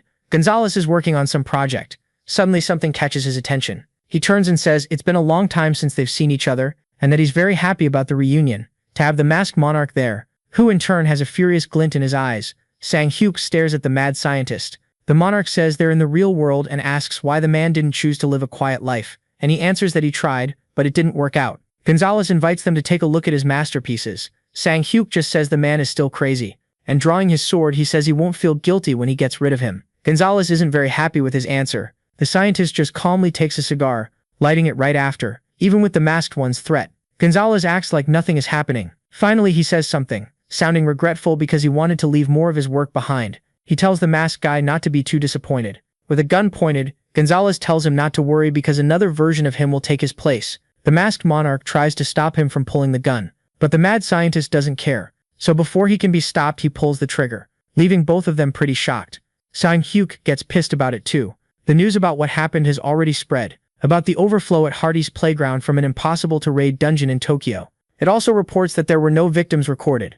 Everything seems calm around the house, but the red liquid on the floor is a sign that something isn't right. Moriyasu Yasuhito is collapsing to the ground, having his passage made to the other world. The news of the congressman's death is already splashed across the newspapers. Ryota is reading the latest news, running into that information, which makes him smile happily. Back on Korean soil, Sang-hyuk arrives at the airport. The guy looks around until he finds what he's looking for. Jae is there waiting for him. The woman waves at him. She tells him about the congressman's death. Jae says they reported that he made his own passage to the other world, but she doesn't believe it, while the masked guy says it's punishment for his sins. Sang-hyuk says Gonzalez said something weird before he died, that the lunatic talked about a new version of himself taking his place, and asks if she knows anything about that. Jae isn't sure about it. Even so, Sang-hyuk asks her to track the scientist's latest whereabouts, promising to pay whatever she wants. The woman agrees and also says she has a feeling that isn't the only reason he called. Then the monarch reveals he's looking for someone. She says that's easy and wants to know who it is. Sang-hyuk wants to find the mad alchemist. The streets of Hong Kong are quiet, but in an alley there's a sale going on for an illegal product made using a monster's body. The seller says taking it before a fight can boost physical and mental abilities without causing side effects. He even offers to let the buyer try it if he doesn't trust him. In the middle of the sale, someone asks for one.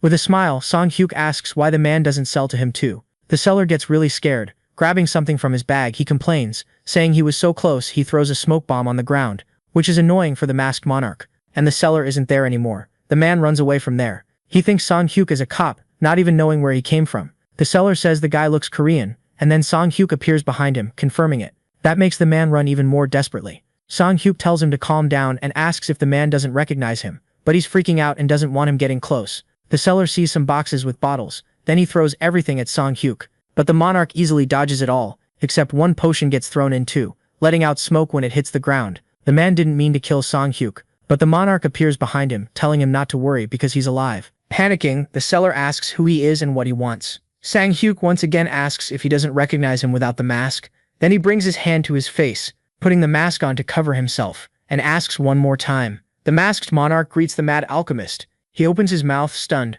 finally realizing who the man in front of him is.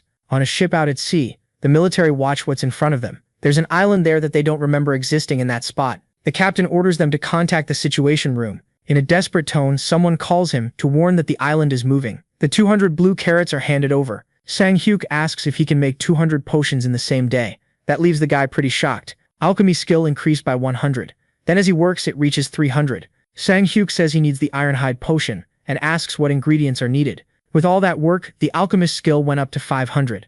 More orders came after that, with Sang-hyuk wanting an earth potion, then the corrupted power one, a mana refill potion, when he brought ingredients for the fierce attack one. That way the man hit max level and earned the title of Mad Alchemist. The alchemist says he worked for him for 3 years like a slave. He also says he couldn't sleep or eat, only work on alchemy every day, and asks if the masked guy has any idea how hard it all was. Sang-hyuk asks if it isn't hard to make and sell corpse potions, and the man defends himself, saying he needs to make a living. Because of the noise, the flight attendant asks them to keep it down a bit. The rest of the trip goes smoothly. The alchemist makes it very clear that even though he followed them there, if he isn't paid well, he'll go back, and Sang-hyuk tells him not to worry about that. While they're walking, someone calls out to the masked guy. It's Sang-min, waiting for his arrival. Sang-hyuk introduces Michael Chang to his brother, like he'd mentioned before. The kid says he's heard a lot about him, and can't even believe he can make 100 potions in a day, and the alchemist says that's thanks to someone. Changing the subject, Sang-min asks his brother if he saw the news. The kid is surprised he doesn't know what's going on. Before he can say anything, the news reports that several players are gathering in one place. They heard that even in the game, the island suddenly appeared in the middle of the Pacific one day, and nobody knows the exact date of the event. The players are calling it the start of the festival, so Sang-hyuk wonders if it's the mysterious island. Once every decade, the island may or may not appear, and if it does, it will disappear after 30 days. Because the whole place is a dungeon, and players can earn points during an event. The points can be used to buy items that are legendary level or higher from the merchants who live there. It's one of the biggest events. Eternal World players can't miss. That's why everyone rushed over there. The players can't believe the mysterious island really appeared in the real world.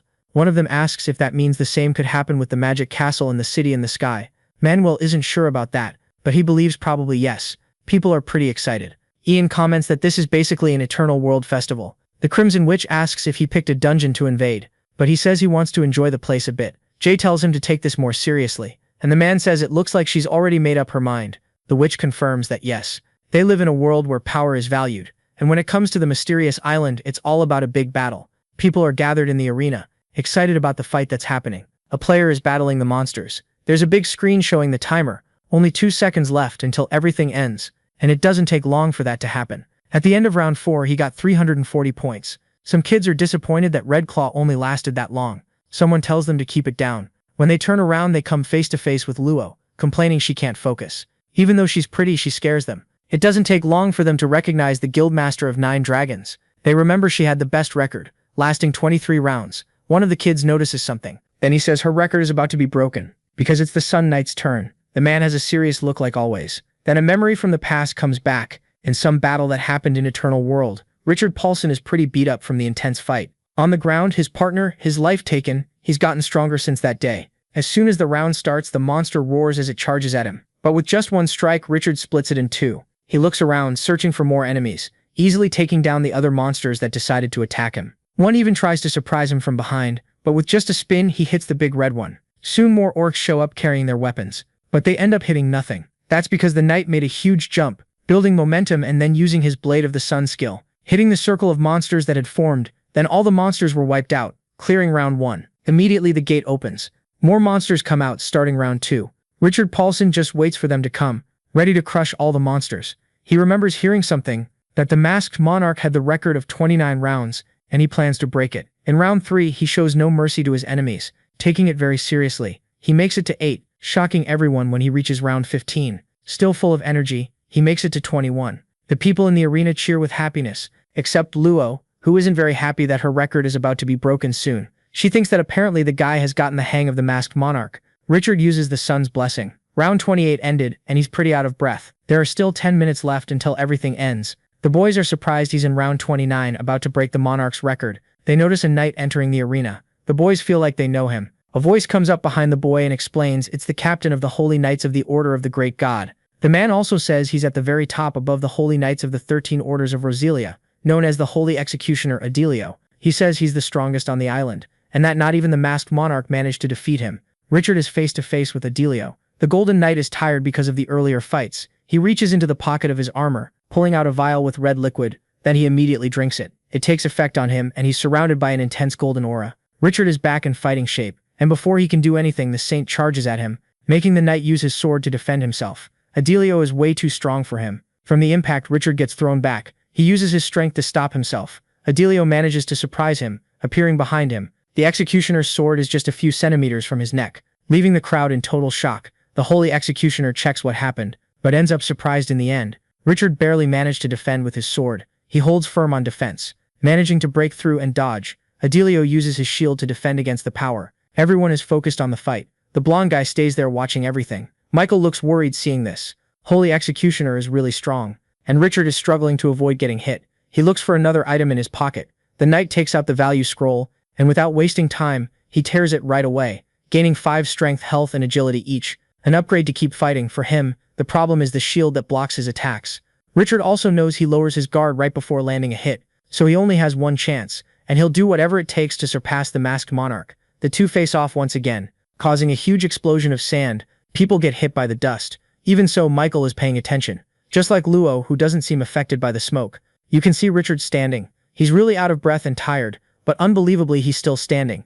Something is wrong with him. His eyes start to close, then the knight collapses to the ground. But his enemy wasn't defeated. The Holy Executioner is still alive. Like this, the player can't continue the challenge, so round 29 failed. The boys don't understand what happened, and can't believe he passed out. They think his body couldn't handle the scroll, since he took a full dose of a substance before, which is a shame since he almost made it. Right away the medics pick the man up. The battlefield gets cleared so the next one can start. Now it's the masked monarch's turn, which makes the crowd scared, making them think what they're seeing isn't real. Either way, the next fight is going to happen, with the player masked monarch. Nobody was expecting this one. Soon round 1 begins. For those not watching the fight, they take advantage of the fair. Ayeni is one of those people. All of a sudden someone asks her if she's going to buy something.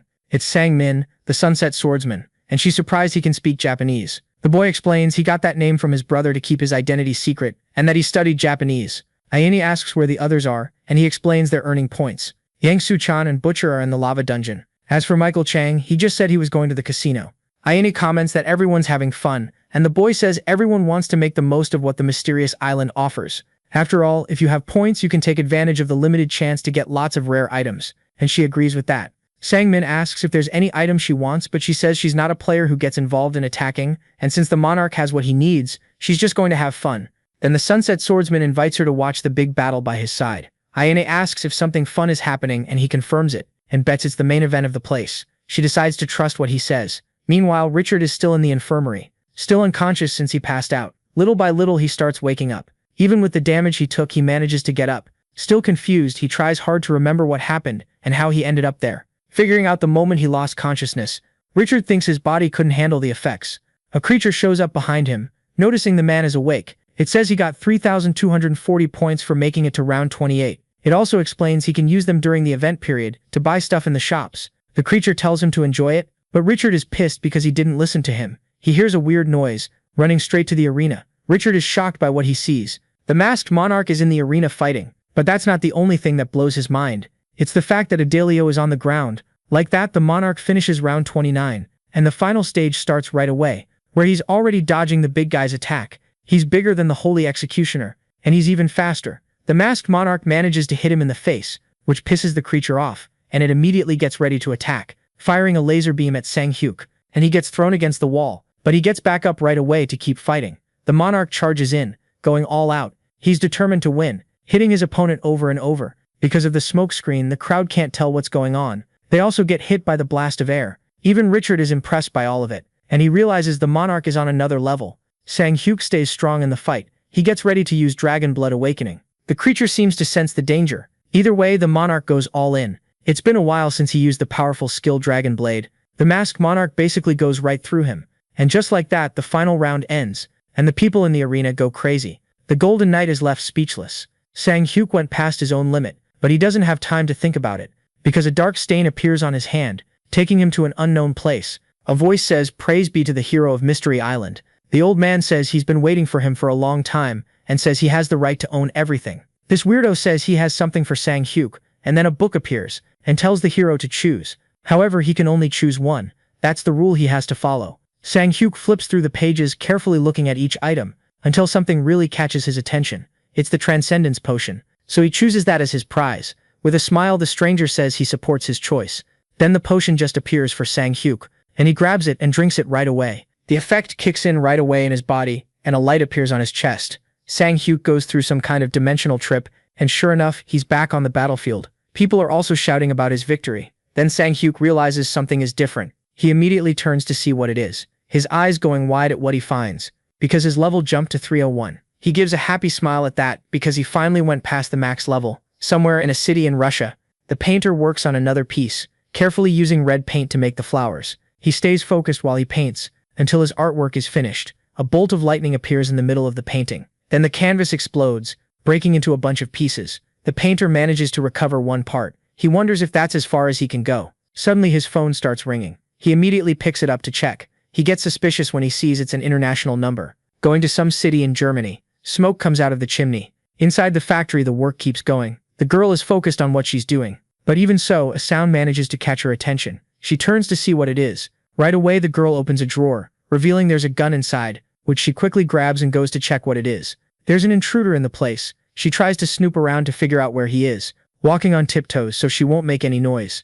The girl manages to catch the invader off guard and tells him not to take another step. She asks what he's doing there. With no choice, the intruder gives up. Chol-woo says he knows he should have knocked, but he really wanted to surprise her. The woman stares at him for a few seconds. Then she finally recognizes the blacksmith. Finally back in Seoul, at the Masked One's castle. All the buildings have been finished. Meanwhile, the players move around the place calmly. There's one very specific spot there, where a conversation is happening, with a player saying the Demon King is going to show up. Michael says he didn't expect that, because he thought the monarch had cleared the round. The girl just says they shouldn't have invited a crazy bastard, which makes the alchemist mad. She still threatens to take his life, if he keeps talking. Dina Kruger makes it clear she made the gun, so she knows how to use it. Scared, Michael asks how she got a gun in there, and she says there are plenty of ways to do that.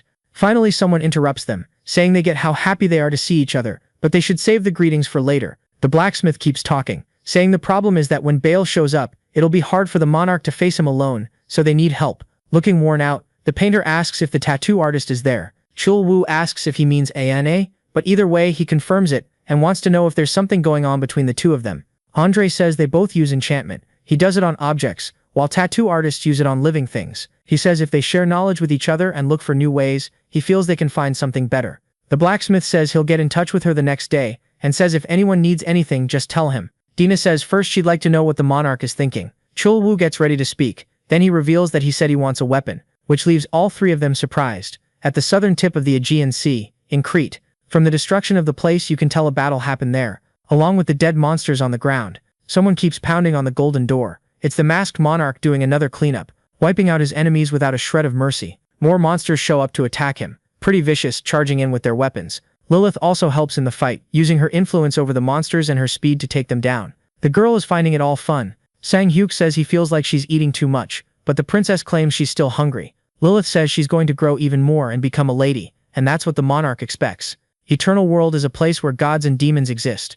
This island used to be home to the remains of the great Minoan civilization, but ever since the Devil Temple dungeon materialized, it's been taken over by fanatics who worship the demons of Eternal World. The island's residents were evacuated to the city of Kalamata, and right now they're waiting to see who will come out on top. In the battle between humans and demons, Sang-hyuk walks alongside Lilith. The two stop in front of something. It's a huge statue of a woman with goat heads. Rank 32, Asmodeus is the demon lord number 72. Lilith finds something shiny that she thinks is really pretty. Sang-hyuk wants to know what it is, but the girl refuses, saying it's hers. The monarch tells her not to worry, because he's not going to take it. He promises he just wants to take a look and that he'll give it back. Lilith agrees to let him only look. Sang-hyuk recognizes it as an Asmodeus item with 100 attractiveness, and it increases the success rate of success-type skills. He realizes that even though the word divinity is in the name, the level is really low. But for Lilith, this could easily be an irreplaceable item, so he gives it back, making her happy.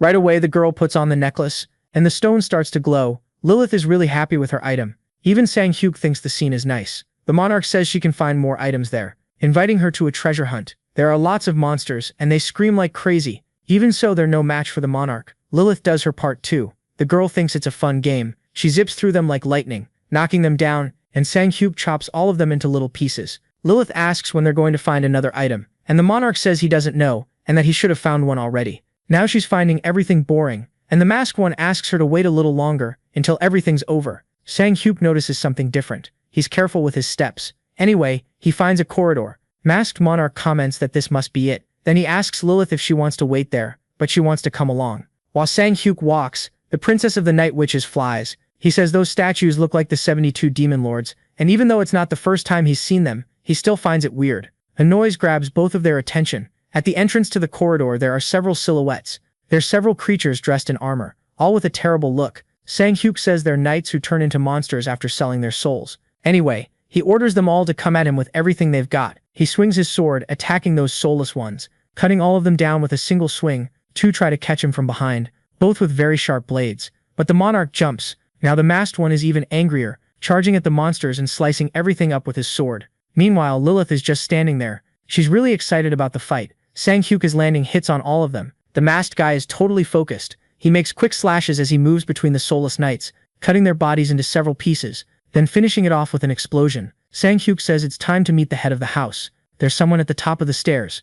It's been a while since he faced Taluna, the high priest. The statues in the hallway suddenly move. Sang-hyuk has already pulled the hammer out of his dimensional pocket, and he doesn't waste time putting them to sleep again. The high priest watches everything from above, but he doesn't just stand there. He immediately raises his hand. Up above, dark spheres appear. Then he fires those things. Sang-hyuk notices right away. The spheres hit the target and explode. Taluna waits for the result of his attack, but it doesn't look like it went well. Sang-hyuk surprises him by appearing behind him. The masked guy says it's a shame they met again just to say goodbye already. Taluna feels fear just from those words.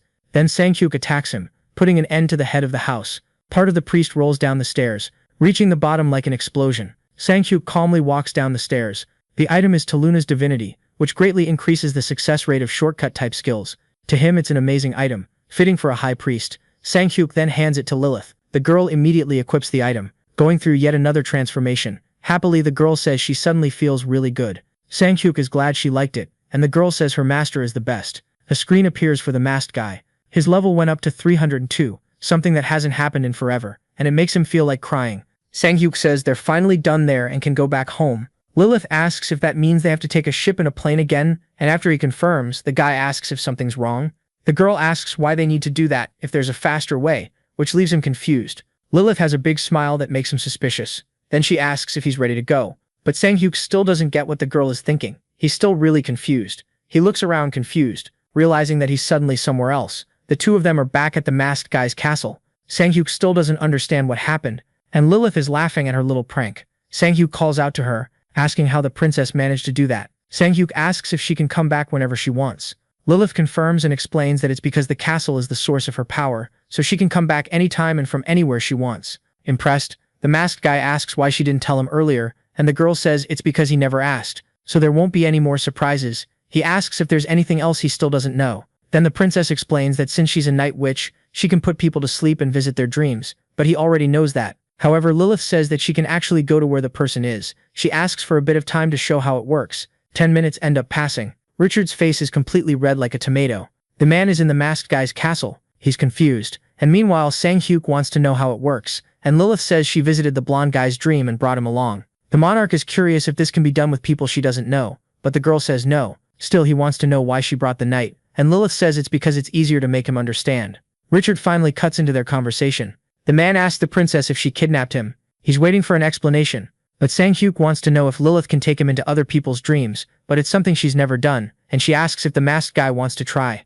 The person he chooses is Chul Wu. All this talk is really getting on the knight's nerves, so Richard yells, asking what the two of them are doing. He also wants to know why he was taken from his home. Sang-hyuk surprises him by suggesting giving back the weapons of all the members of the Absolute Guild. For that, he needs to promise to keep what he saw a secret, and the items will be returned, and Richard asks if he's serious. Sang-hyuk just confirms that he is, but there are still terms. He asks if the knight knows what will happen if he breaks the promise. Abel Hangzhou Tower in China. Its entire structure is creaking. Inside, a fight is happening. Between players and the monsters. There are plenty of creatures in the place, but they're managing. Some people outside are watching. An explosion happens, and a player ends up getting thrown. He screams in despair as he's about to fall. There's nothing anyone can do for him. He just meets his end. The image is right in front of the soldiers, and the captain just thinks those men are weak fools, so he tells the next group to go in. He says he doesn't have time, so they need to finish off the monsters fast. On the news, they report that China has conquered Abel Tower, the one that's impossible to invade, and that just this month they cleared 8 dungeons of the same level.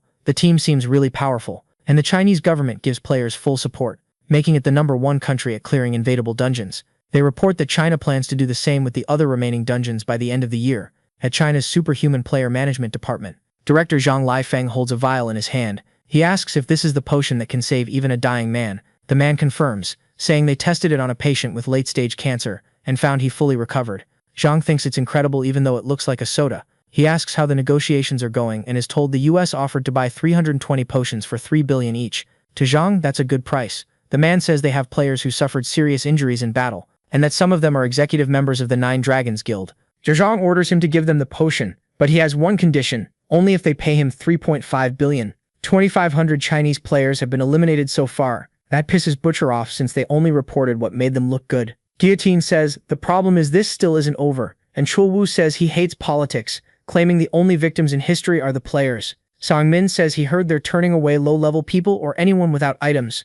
Ayane says half of all Eternal World users are Chinese. She says the country has more than enough players and thinks the Bureau believes their lives are disposable. Song Hyuk stays quiet while he listens to his teammates. It doesn't take long for the meeting to end. Away from everyone, he calls for Lilith. He asks if she remembers the woman who was at the castle before, but the girl remembers that a lot of them came through there. Song Hyuk says she's the one with black hair and black eyes.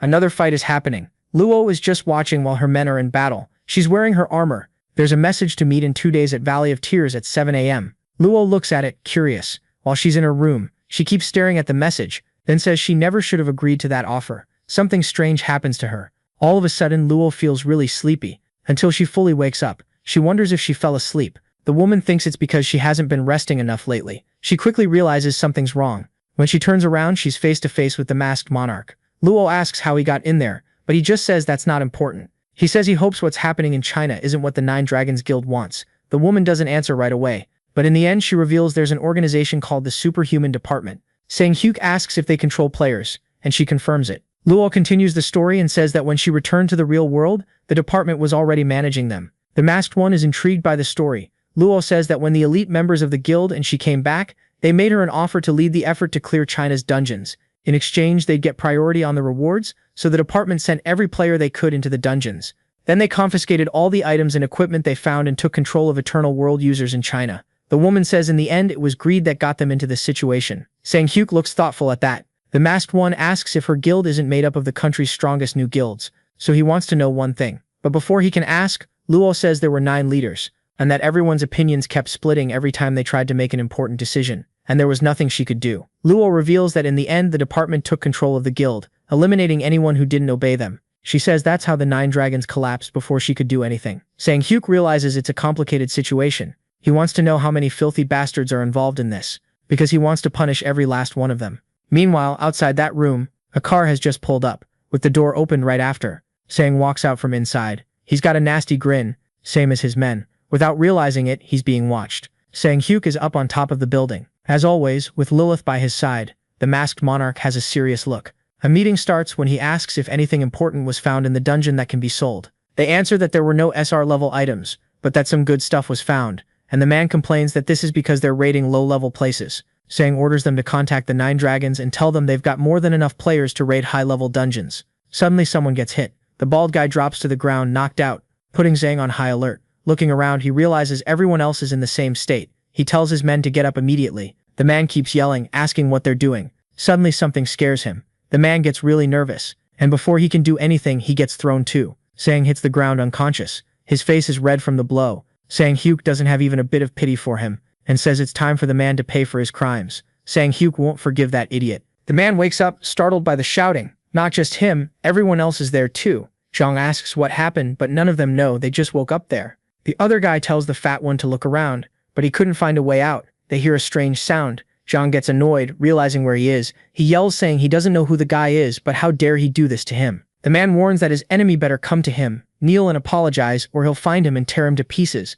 But nobody comes like he demanded. Still, the bald guy warns that he heard sounds coming from one direction. Zhang wants to know where, since he didn't hear anything. A laser beam passes close to him, leaving a cut on his face, and his man ends up with an even bigger cut, so he completely loses it over the situation. An even louder roar comes from that direction, leaving Zhang and the others terrified. Then savage werewolves appear, making them scream in panic. The monsters use their sharp claws to slash everything around them, and their huge jaws with sharp fangs to bite. Everyone there is being attacked. The werewolves aren't showing any mercy to their victims. Zhang watches the scene, horrified. He's in total shock. The man tries to run away, but there's already a monster behind him. Zhang knows this is the end for him. In a few seconds, he's torn apart by sharp claws. A massacre happens in that dungeon, but outside it, everything is calm, and someone just hears the sounds of horror. Sang Hyuk is lit up under the full moon. His look is indifferent to what's happening. He hopes those men feel at least a little of the despair and fear that the players felt when they were wiped out because of them.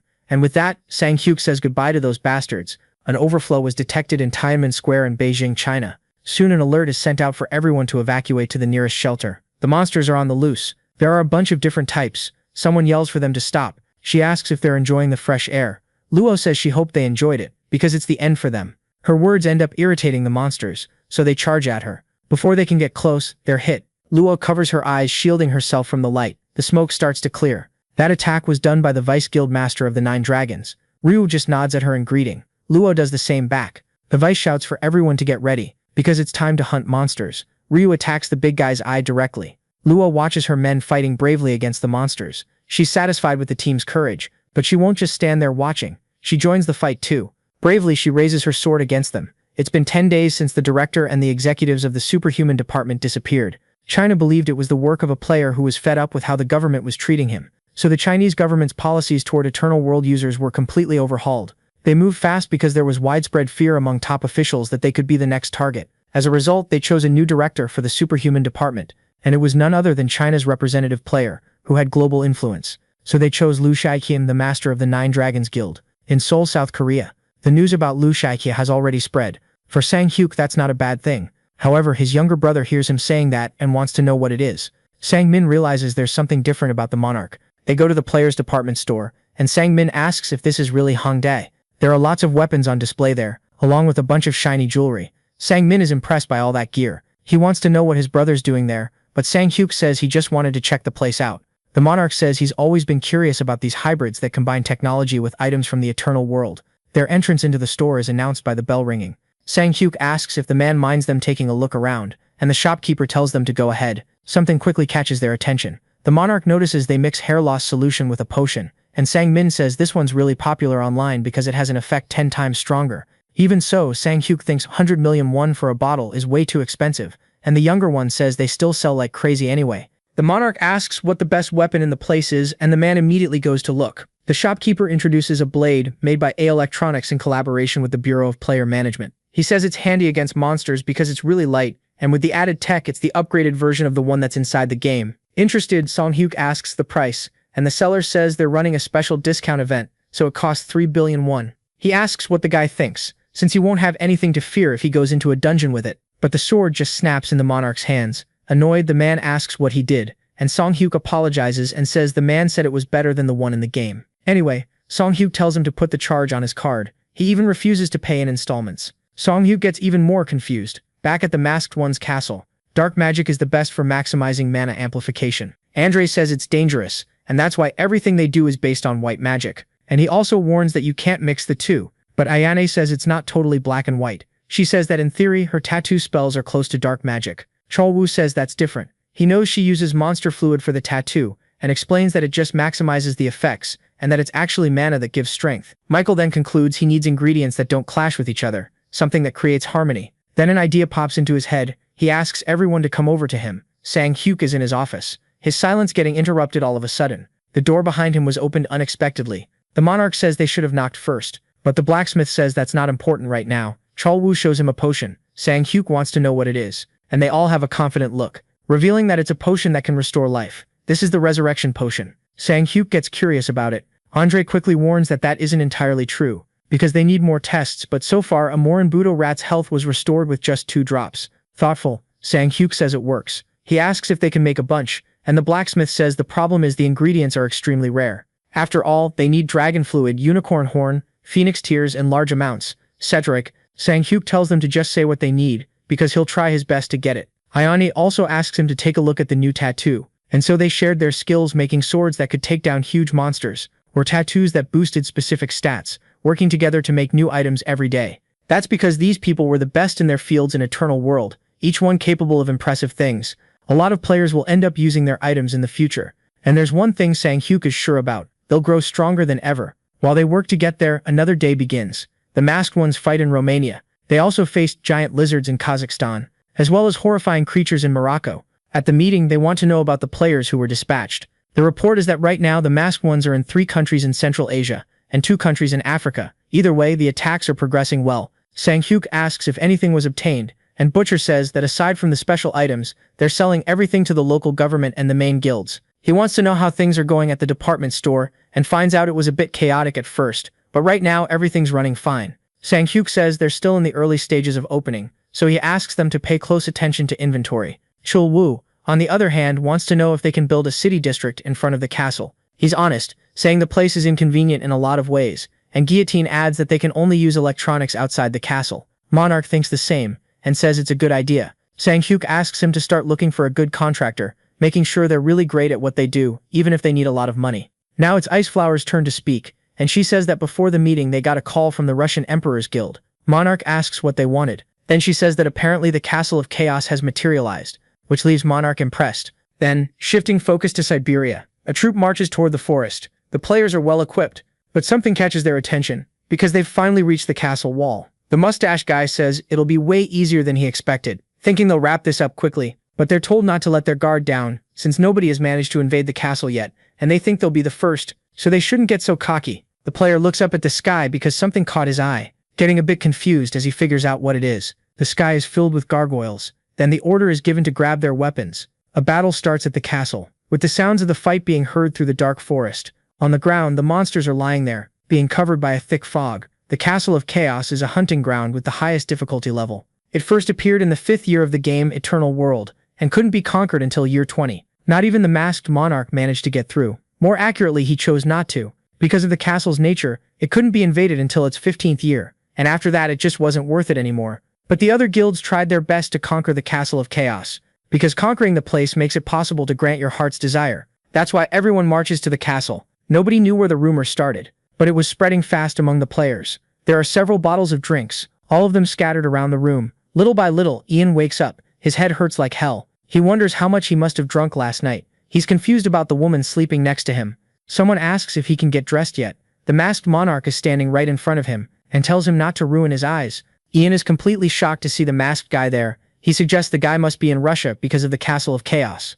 Sang-hyuk says there wouldn't be any other reason for him to be there. After all, he's a very busy person. Ian offers a cup of coffee, but the masked guy turns it down because he just wants the terms. The blonde guy smiles and says he's sure the guy was already expecting this, so he just wants all his weapons back. But Sang-hyuk says he can't do that. Ian still tries to persuade him, saying he's sure the Castle of Chaos is worth it. Monarch says he's not sure how he'd know until he checks the reward, which makes the blonde guy curious.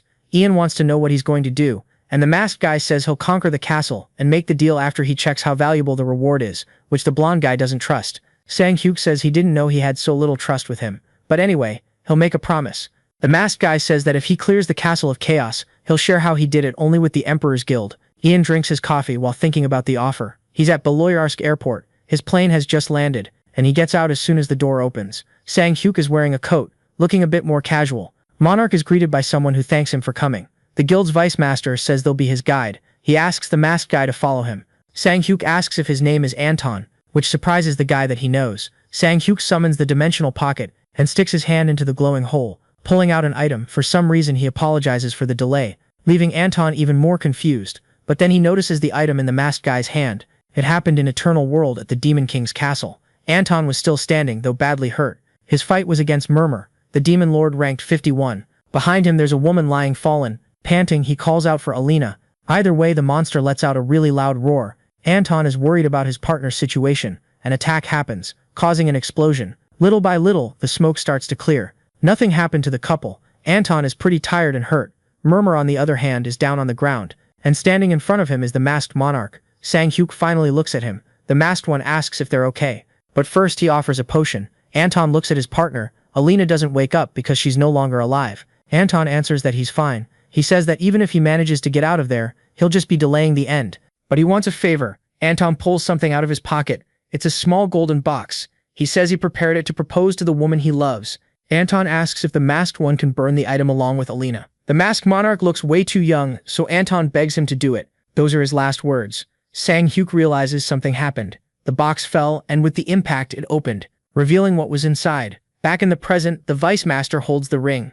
The man is speechless for a moment. All he can say is that the monarch held onto it all this time. Sang-hyuk says he should apologize for that. He says he tried to burn the ring with his beloved but couldn't because monsters showed up at that moment. Even though he had no choice, he apologizes.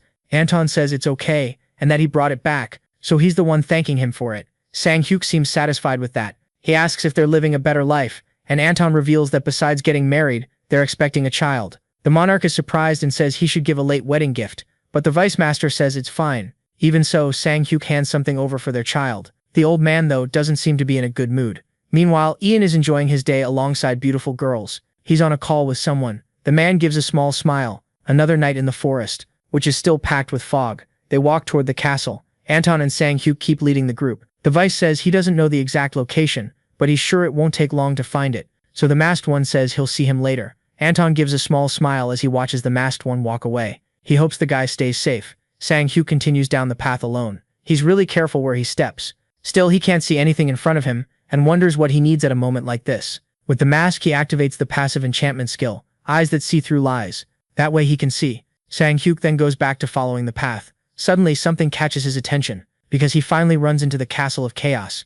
But he notices something else. There are gargoyles still in stone form. The guy wonders if they'll move when he opens the castle doors. Something is coming toward the monster, making parts of it explode, and it's just Sang-hyuk landing a shot with his bow. He'd like a good fight, but he doesn't have much time, so he just says goodbye to the monsters. Calmly, he walks on after taking out the gargoyles. Sang-hyuk stops in front of the gate. Besides being huge, it looks like it's made of really reinforced material. He looks at it more seriously, wondering if he really should. In response, he opens the door. Sang-hyuk looks around. There are a lot of statues in the garden. He thinks it's just an ordinary place.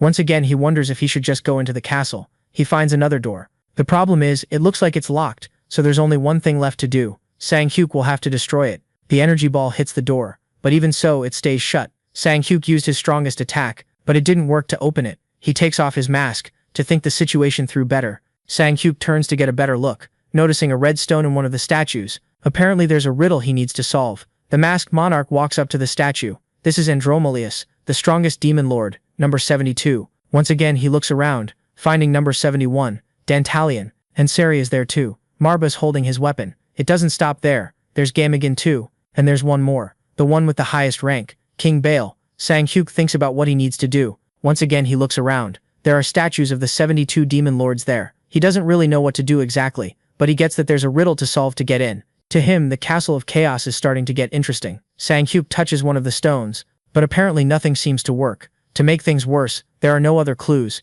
He wonders if he should just smash them to pieces, but he thinks that should be a last resort. Something catches his attention. Sang-hyuk wants to know what they're hiding. Looks like the night's gonna be long. Meanwhile, far from the castle, the guys take shelter in the inn room. Anton has a calm expression. He admires the ring on his hand. Suddenly the door opens. Ian walks in with a big smile saying the guys did a good job.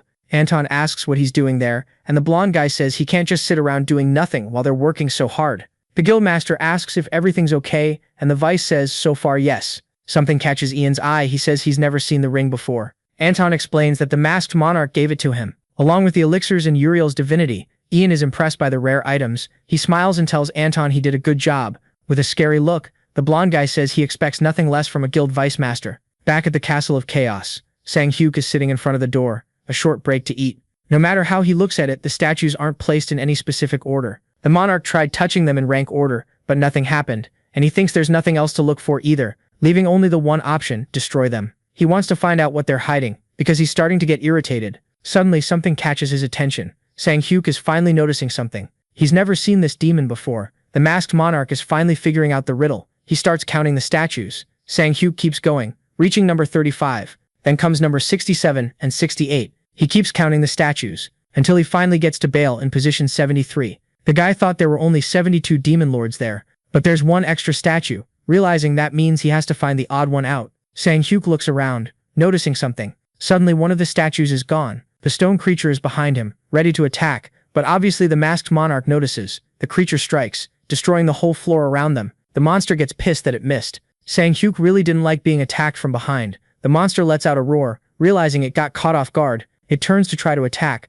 but it's Sang-hyuk who makes the first move, smashing the stone monster into pieces. For him that was easy, but then he notices something else. The other statues are moving too, and the embedded stone lights up, in a circle formation. Together they fire a beam. Something forms above the masked guy's head. Sang-hyuk looks up. There's a red orb that formed. Then it fires a beam that goes toward the door, which lights up red, and then opens for him. Finally, Sang-hyuk can go in, but a red flash comes from inside. That flash is actually a paw that grabs the masked monarch. Sang-hyuk did not see that coming. A roar is heard from inside. Sang-hyuk is being dragged in, and there's nothing he can do right now, so he accepts his fate. Either way, he's inside, and the doors close behind him. The open window lets the sunlight in. It hits Sang-hyuk, who's lying down, making the guy wake up. Lilith is also by his side. Soon he notices the girl's presence. The princess says he'll catch a cold sleeping in a freezing place like this. What she says leaves Sang-hyuk confused. Sang-hyuk finally wakes up. It was all just a dream. The masked monarch wonders where he is, looking around for a clue. A symbol catches his attention, making him wonder if he's inside the Demon King's castle. Lilith shows up behind him, happily asking about the place. Startled, Sang-hyuk asks what she's doing there, and she says it's because she missed him. He scolds her, saying she can't follow him. Without her noticing, there's a giant creature behind her. Sang-hyuk yells for her to be careful. So Lilith manages to dodge the attack. The masked guy quickly draws his sword. His eyes widen when he notices something. A snake crawls under the ground. The monarch barely avoids getting bitten and finishes the thing off with a single slash. But more start showing up, and beating them becomes a challenge for the player. With one smooth move, he finishes his strike, slicing them up like they're just giant spaghetti. That ends up pissing off the snake-headed monster. But Sang-hyuk doesn't forget about him, and quickly cuts him down. The monster feels that hit. The masked monarch practically went right through him. In the end, the monster falls to the ground. After taking off his mask, Sang-hyuk walks over to him. This seems to be Andromalius. He wonders what the rank 72 Demon Lord is doing there. Lilith wants to know what place this is because she thinks it's super fun. The masked one can't stop thinking about how weird everything is because on top of that, Andromalius seemed way too weak for a Demon Lord. Then suddenly something starts to make sense. He believes the place is a replica of the Demon King's castle. Lilith says there's something where the monster used to be. That pile of flesh disappears, giving way to the chaos chest. Sang-hyuk is confused about why that's there and wonders if it's because this place is the castle of chaos. Lilith wants to know what the chaos chest is, so Sang-hyuk explains that it gives a random item. Someone can get anything from something normal to rare or even mythic level, like a lottery. She doesn't really get it, but asks if it's a good thing, and the masked one confirms it and says they're hard to find. For now, the monarch is going to keep it in his dimensional pocket. The two of them are totally distracted, when suddenly they hear a loud sound. Something caused a huge smoke bomb, stopping the pair from seeing. Sang-hyuk wants to figure out what it was that just happened. Even with the smoke, you can make out a silhouette. A scarier monster appears. This is Dantalion, the rank 71 Demon Lord. Sang-hyuk keeps a neutral expression. The monster immediately rushes him, but the monarch quickly dodges, pulling out his sword right away. This one seems stronger than the other. The Demon Lord lets out a scream, but something is wrong with Dantalion. He just collapses to the ground, leaving even Sang-hyuk confused. He steps closer to try to understand.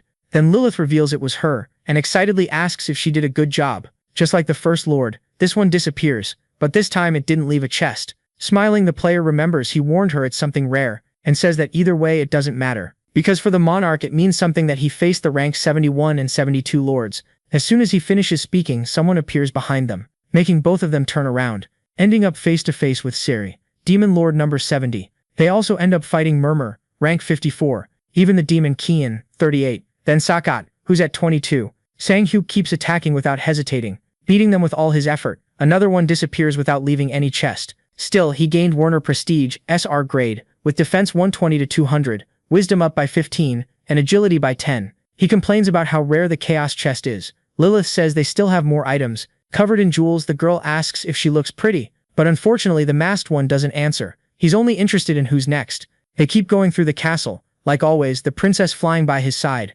Then the two of them come to a stop. There's someone at the top of the stairs, sitting on his throne like a true lord. It's Bael. They're waiting for him. That stirs something in Sang-hyuk, a memory of fighting him in Eternal World, only to find out it was all just an illusion, and that things weren't over. Sang-hyuk looks serious. Lilith shrinks behind him. The girl even trembles, looking pretty scared of him. The masked monarch understands that apparently she's afraid of Bael, but he doesn't blame her, because even if he's a fake version, he's still the master of all demons. Bael's stare is terrifying. Finally he speaks, asking if the human knows this place isn't for him. Sang-hyuk's attitude impresses him, because the guy says all he knows is that he came to the right place. The Demon Lord feels like he's being challenged, so he finally stands up from his throne. He says the player's arrogance will lead him to the end of his life. Bael declares he'll grant him eternal rest. Grabbing his weapon, Sang-hyuk says he talks way too loud for a fake demon. Without waiting, he's already going in to attack, charging at the demon, who's even surprised. The monarch says he's the one who'll give him eternal rest. He also wants the chaos chest. Sang-hyuk sticks his hand into his dimensional pocket, pulling out the Typhoon Axe, attacking the Demon Lord right away. But the fake Bael managed to defend himself, and then he fires laser beams from his eyes. His attack shakes everything around, but Sang-hyuk is fine because he dodged. Bael surprises him with how fast he is, hitting him when he wasn't expecting it. Sang-hyuk gets thrown far away, using the strength in his feet to stop. Finally, he's got an enemy on his level. From his dimensional pocket, he pulls out Zephyrim's sacred bow, firing several energy arrows, so the Demon Lord just waits. The arrows hit several spots, but Bael dodges, ready to face the masked one head-on. Their weapons clash. Bael has a terrifying look, and Sang-hyuk isn't going to be intimidated. Bale fires a shot at him, and Sang-hyuk quickly manages to block it. Energy spreads through the whole area. Lilith watches it all, really impressed. The two keep fighting. Like most demon lords, Bale doesn't have a pattern to his attacks.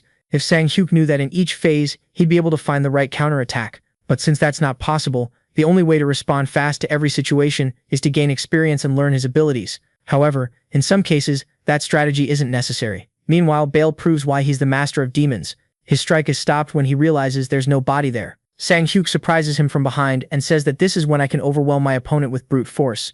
Bale turns to attack him, but the monarch is faster at activating the dimensional step skill. The demon lord ends up hitting nothing. Bale looks really confused and looks around for his opponent. Once again, Sang-hyuk catches him off guard, making sure not to miss the hit. This situation leaves the demon lord, who keeps hitting nothing but air. Sang-hyuk asks how he still hasn't noticed, taunting him, saying it's not like him. Then another blow lands, making Bale grit his teeth. In the meantime, the lord notices something. His focus goes to Lilith. The demon gives a nasty smile, quickly changing his attack route. Sang-hyuk wants to know if he's running away, but then he realizes the demon king's intention. The masked monarch tells the princess to run, because Bale is heading straight for her fast, with a big evil grin. The girl's eyes go wide, frozen in place. It's too late for her to run. Sang-hyuk runs to her, but apparently he wasn't fast enough. Because Lilith was hurt by Bale, he takes the girl in his arms. Sang-hyuk begs her to wake up, but the girl doesn't answer his calls. He looks for Bale, who's nowhere to be seen. Sang-hyuk yells, calling him a monster, and asks if he thinks he's going to get away like this.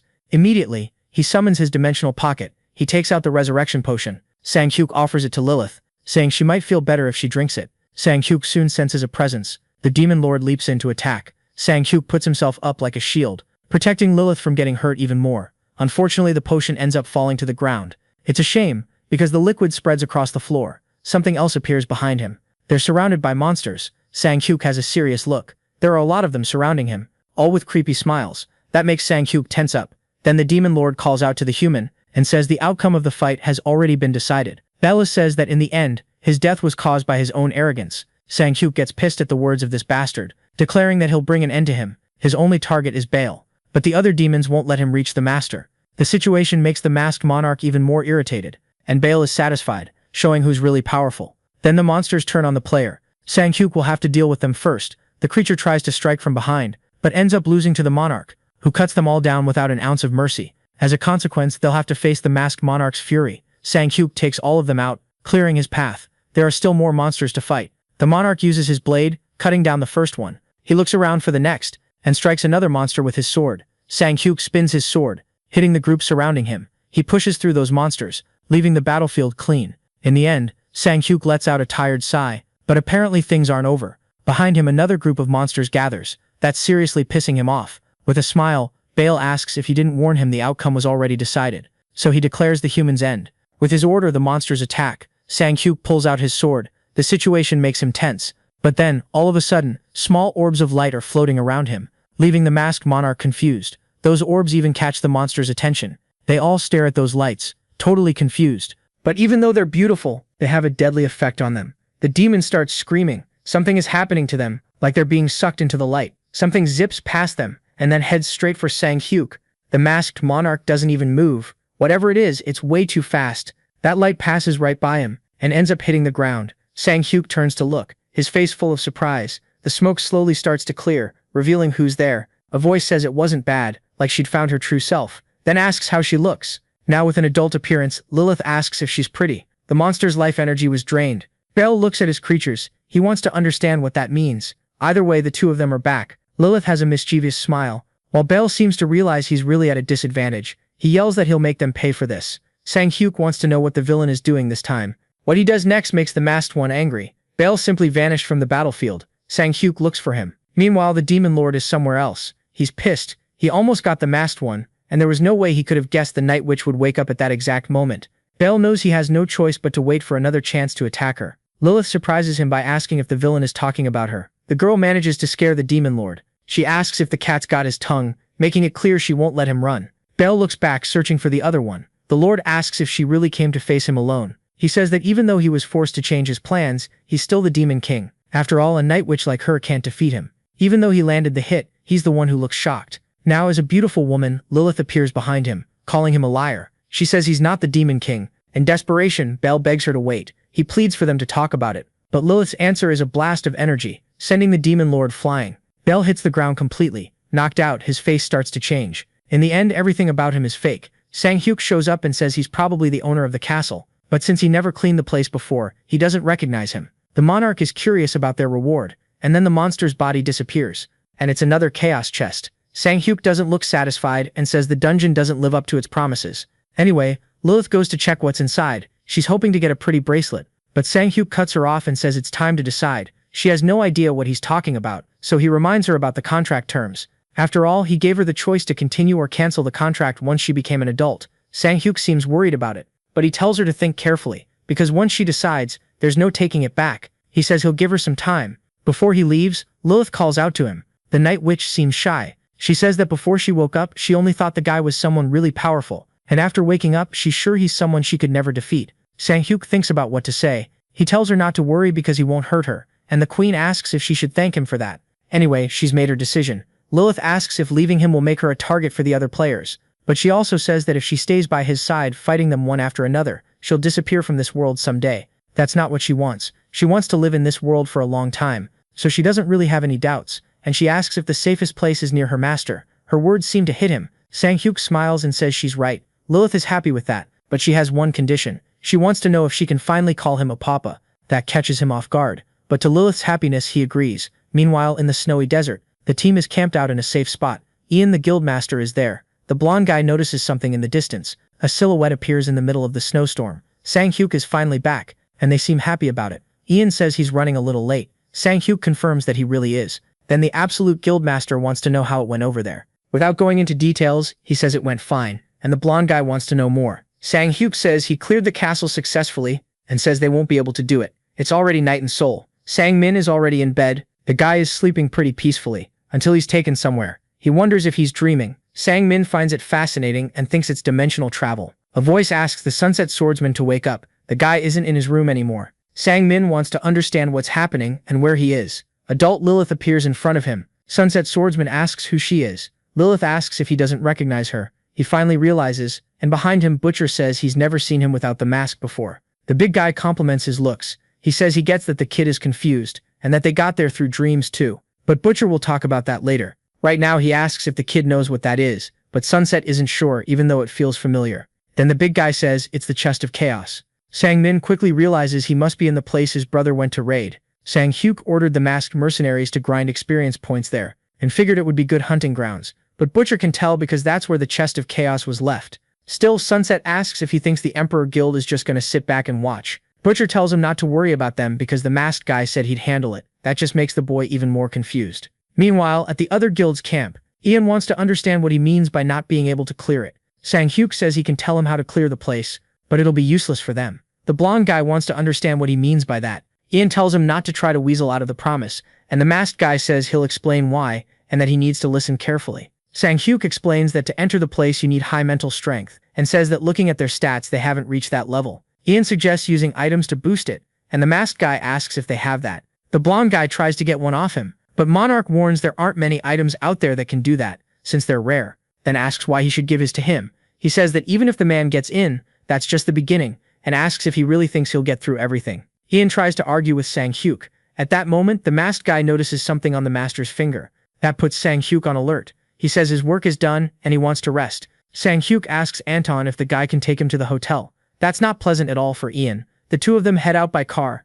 Anton is the one driving, and Sang-hyuk is riding along. The masked guy starts by saying the kid doesn't look well and asks if something's wrong, but the vice master says nothing is bothering him. Sang-hyuk asks if he's sure, like he's reading his thoughts. Getting straight to the point, he asks why Ian was wearing the ring he returned. Anton tries to make an excuse, but the masked guy says not to tell him, he just gave it to the man, and says he's aware of Ian's greed. Sang-hyuk has a message to pass along. He says the ring doesn't belong to him, it belonged to his family. That seems to scramble the vice master's mind, so they keep going to the hotel. Anton stays awake even though it's late. He still looks a bit lost in thought. As he stares at the photo of his wife and son, his expression is dead serious. Having decided to leave the Emperor Guild, that's what he tells the master. Ian tries to say something to him, but Anton cuts him off and asks for the ring that belongs to his wife. That doesn't sit well with the guild master at all. Ian says apparently there's a misunderstanding, because the man is making it sound like he took it. He says this is strictly business, and asks if he doesn't know that as guild master he needs to get stronger to strengthen the guild. But But that doesn't seem to convince Anton. The guy asks if that means he'll keep taking members' items. That doesn't go over well with Ian. The Emperor Group's master stands up, then grabs Anton by the shirt. Ian asks if he really wants to meet his end tonight, but Anton again asks for the ring, saying it belongs to his wife, annoying the master even more. So in response, Ian hits the guy, sending him flying away. So then he decides he'll take him out first. Ian grabs a blade and says not to blame him for it, because he's doing it for the guild. With a smile, the man asks if he really didn't see this coming. Then Anton agrees with that, because he didn't think the guy would be such a bastard. That pisses Ian off so much that he lunges at him. But before he can do anything, the door is thrown open right away. Sang Hyukok tells him to calm down. And just like Anton, he calls him a bastard. The masked man showing up is a surprise. Sang Hyukok asks how long the vice is going to stay lying there, and orders him to get up, which the guy does, even under that furious glare. As he gets up, Anton walks past the Emperor Guildmaster. Ian feels pure hatred at that. He tells the masked man there are lines even he shouldn't cross. The blonde says this is their guild's business, so he suggests he stay out of it and leave. But Sang Hyukok surprises him by saying he shouldn't be so sure, because it does involve him, and he says he doesn't remember giving him the ring. Sang Hyukok walks up to the guildmaster, saying his name and his position. Then he asks Ian if he's lost his mind. His words and him being that close scare the blonde. Sang Hyukok declares that from that moment on, the Emperor Guildmaster will be Anton. While Ian asks what he thinks he's doing, Anton tries to say he has no intention of becoming Guildmaster, but the monarch has more to say. He says that if he ever sees Ian again, the Emperor Guild won't exist anymore. Then he says if anyone disagrees, now's the time to speak up. The masked man also says he'd be more than happy to fight the blonde. Meanwhile, at the masked man's castle, the man walks down the hallway. His name is Lee Hyugok-suk, director of the Player Management Bureau. Lilith asks him to wait inside, saying the masked monarch will be here soon. The office's golden double doors are opened, and the man is left alone in the room. Hyugok-suk's eyes widen, because now he knows this is where the masked monarch lives.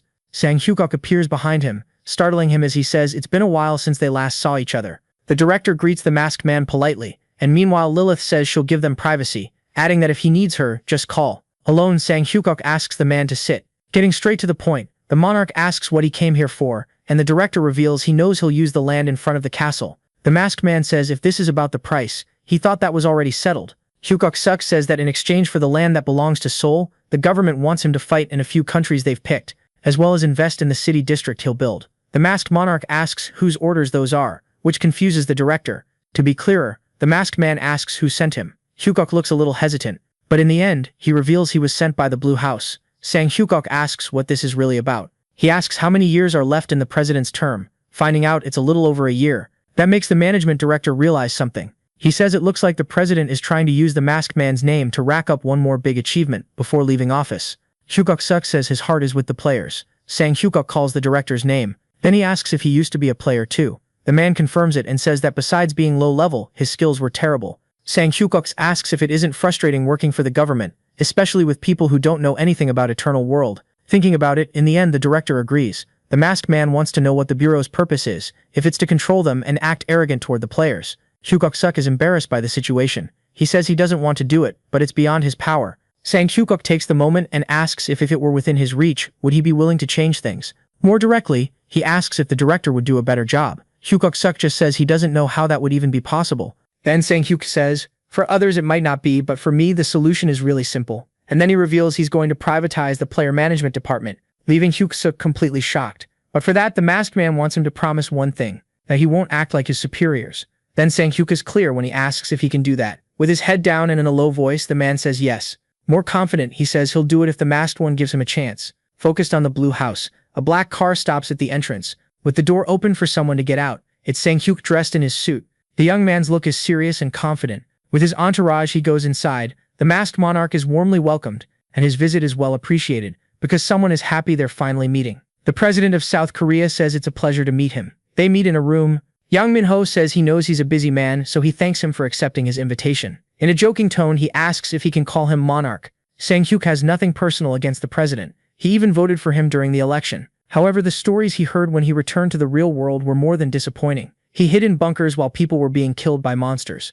And instead of looking for a way to deal with this national emergency, he's trying to reform the constitution to allow a second term. Min-ho says he greatly boosted the department's reputation in Korea, and for that they'll always be grateful. Still, the masked one cuts him off, asking him to get straight to the point. The young man asks him to choose his words more carefully, but the president says it's fine and asks them to let the masked one speak. He also suggests they drop the formalities. Then, The foreign minister introduces himself. Jang Hate asks if he wants to build a city district in front of the castle, and the masked one confirms. He continues and says the government of the Republic of Korea will allow it under a few conditions. Then a sound ends up catching his attention. He looks at Sang-hyuk, who has a terrifying expression. Monarch says there's a misunderstanding, because he's not looking for permission to build, and that he's just letting them know he's going to do it. That ends up irritating the mustached guy. He introduces himself as the leader of the Korean National Party. Hong Pyo complains about the masked one's manners, claiming that since he's the youngest there, he should refer to the others as sir. But Sang-hyuk ignores him completely. He says not everyone is allowed to say whatever they want in this meeting, and says next time he should ask permission to speak. The party leader gets angry at such audacity, but the president himself tells him to stop. Honk even tries to argue back, but Min-ho tells him to shut up. The man ends up accepting his superior's order. Min-ho apologizes for what happened, and asks him to continue. Sang-hyuk says what he has to say is simple. He says that if the man keeps making absurd demands, the masked mercenaries will leave the Republic of Korea. That makes people start talking. The members and ministers won't accept being treated like they're nothing, not even this idea that he can just pack up and leave. Sang-hyuk's response is to stand up from his chair. He says he has nothing else to say, so he's leaving. Hong yells at him to come back and sit down. Someone reveals that people are watching them. That catches Sang-hyuk's attention. Min-ho goes on saying that people are watching the government work and fight for their safety and the country's progress. The president begs for help, saying that if it's not for the people in the room, then do it for the people. But Sang-hyuk refuses, saying he has no intention of being part of his PR strategy. He asks if the president has heard the phrase, "Hell Korea," saying another one has become popular these days, "Leave Korea." Monarch asks how he feels hearing that, and if he still thinks he's doing a good job. Jung Ho-tae is outraged by the audacity. Sang-hyuk asks if they know that globally only 30% of Eternal World has materialized, which means even deadlier, more terrifying monsters will keep showing up. Knowing that revelation leaves the president terrified, Sang-hyuk says this is the moment when they need to quickly raise the points of low-level players. But the president is raising their taxes and taking under-the-table money for preferential hunting ground assignments. Then he asks if he thinks that's acceptable. His words really hit the president. Min-ho says he understands what he's trying to say. He says he'll discuss these matters with his ministers. Then Sang-hyuk demands that he dissolve the player management department. Min-ho wants to understand what he's saying. Monarch says he asked for his help thinking about the people, and that's what he's doing, but only for the people of Korea. Meanwhile, in Los Angeles, the woman is alone in her office, reading the headline about the masked mercenaries having taken a break. She reads that all the members disappeared after clearing the Castle of Chaos. That leaves her pretty deep in thought, and wondering if they found the Chest of Chaos. Mount Jiri is dark and covered in fog. Someone makes their way through that creepy forest. The man lets out a breath through his mouth, worn out from the effort. He strains to try to see something. The fog is especially thick that day, so he thinks maybe he should have just stayed home.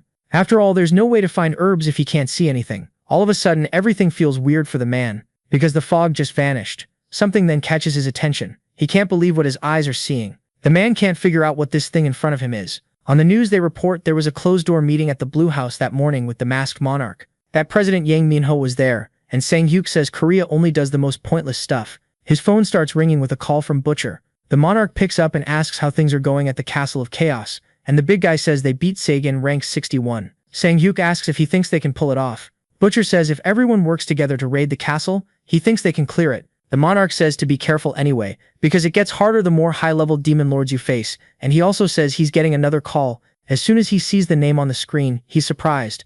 It's not a call he gets every day, so he's curious what Su-chan wants. Meanwhile, at the masked monarch's castle, Sang-hyuk asks what the group is doing outside the lab. Chol-woo says he heard he met with the president. The monarch confirms it, and the blacksmith says he's always doing everything alone. He says he heard he accepted the government's conditions in exchange for the player management department, and the masked one says it's nothing to worry about. Sang-hyuk explains they just have to fight in a country chosen by the rulers each quarter. He drops it and asks what they want, because he's sure there's something else they want to talk about. So Chan thinks they need to step away for a while, which catches the monarch off guard. The hooded guy turns around expecting his teammates to say something. In the end, he says he can't do anything with the group because of their low level, and the items can't be used unless they reach a certain level. In this case, Andre is level 41, Michael 58, Ana 63, and Dina 35. Sang-hyuk gets what he's saying, so Chan says they need more XP, so he asks for a succubus or an incubus. The monarch wants to know what they need them for. The hooded guy says the tattoo artist told him succubus are pros at kiting. Sang-hyuk says she's probably the only person who'd think of kiting with a succubus. Anyway, he wishes them good luck and tells them not to forget their potions. At the player management department, the intern says they got a report about a new dungeon early this morning. Then the guy with glasses asks about the location and is surprised to hear it's on Mount Jiri. As soon as he got the news, he went to confirm it. The man even adjusts his glasses to make sure he's seeing it right. In the photo, he recognizes the Steel Mountain Range. Their conversation catches someone's attention. The man explains to his coworker that he probably doesn't know about the dungeon because it's from year 5, and he explains that basically it's the source of most of the high-level weapons and armor in Eternal World. That freaks his coworker out, and with a grin the man says things are about to get crazy, that the whole country is going to be talking about it. Meanwhile, at the international airport, people come and go with every flight, and Manuel is one of them. Michael does the same, and Richard shows up too, with that unfriendly look on his face. They're getting calls from countries all over the world asking the government to allow access to the Steel Mountain Range, since it could lead to a diplomatic disaster. The man asks what they should do. The chief of staff is nervous about the situation. Manhwa is in his office. The president has his arms crossed about the situation. His expression is worried. With not much else to do, he picks up the phone and asks them to call the masked monarch. Sang-hyuk is alone in the room, reading the paper in his hands. He looks it over carefully. It's an official letter from the president, allowing him to manage the Steel Mountain Range. The Steel Mountain Range has 2 reasons for its fame. First, it's a hunting ground that requires a multiplayer attack. 5 groups of 10 players have to take part together. The second reason is because of the monsters that show up, like the golems called the Black Knight, Red Knight, and White Knight. They're made of metal stronger than steel. Adamantium, radium, mithril, and more. Most of the weapons and armor that exist in Eternal World come from those golems. Sang-hyuk asks if they're ready. A meeting is happening between the guild masters at the castle. Manuel asks if he thinks they came unprepared. Richard tells him not to worry because they can handle themselves.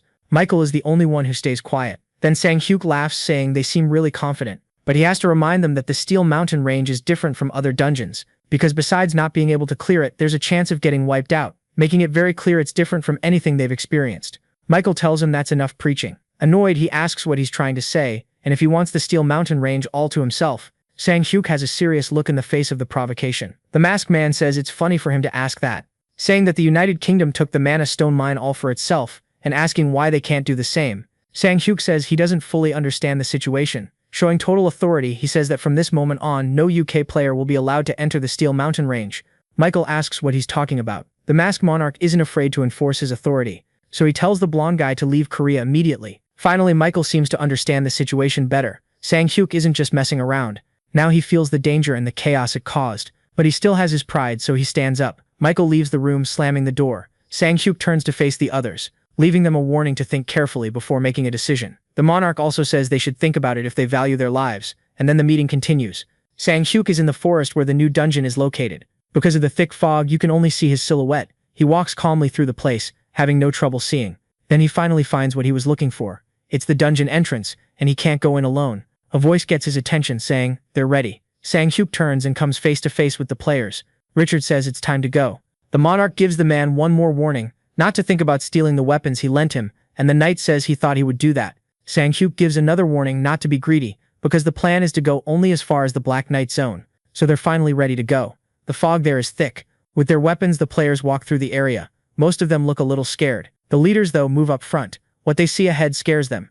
Anyway, they finally arrived at the Steel Mountain Range. There's something right up ahead. Sang-hyuk tells everyone to get ready, because this is the Black Knight. The monster's gaze shines intensely. Quickly, its attack starts, knocking players down like they're just bowling pins. Sang-hyuk doesn't waste time watching. He grips his battle hammer, Braki, hitting the shield hard. The Black Knight stays tough, and it soon counterattacks the masked man. Sang-hyuk yells to crush it. Then he makes another attack, making the Black Knight irritated. The monster then grabs its 2-pronged weapon and swings it toward the masked man. Sang-hyuk tells the players to back off. He easily jumps, dodging the attack. The tip of the monster's weapon gets stuck in the ground, causing multiple explosions in the soil. Several players get hit by the blasts, which also head towards Sang-hyuk, but he easily dodges them all using dimensional steps. Sang-hyuk aims his hammer as he jumps. The Black Knight only has time to look, then take the heavy blow. The part where it got hit is completely cracked. Sang-hyuk gets ready for another one, hitting the monster with another hammer strike. With the impact, the Black Knight gets thrown back. Sang-hyuk jumps, raising his hammer to keep attacking. Just his stare could wipe it out, but the hammer is enough to get it done. The Black Knight is smashed into pieces, and just like that, Sang-hyuk defeats the first golem. The other masters watch, impressed. Richard doesn't know what to say. Everyone looks at the masked monarch in total silence. Then something catches Sang-hyuk's attention. A window appears, saying he gained 1,200 experience points. To him, the fight was fun and rewarding. Another sound catches his attention. The 2 golems decide to show up. This is going to be really fun for him. That's how Sang-hyuk plans to make the place his main hunting ground. Our video ends here. If you liked it, leave your like. See you next time. Bye bye.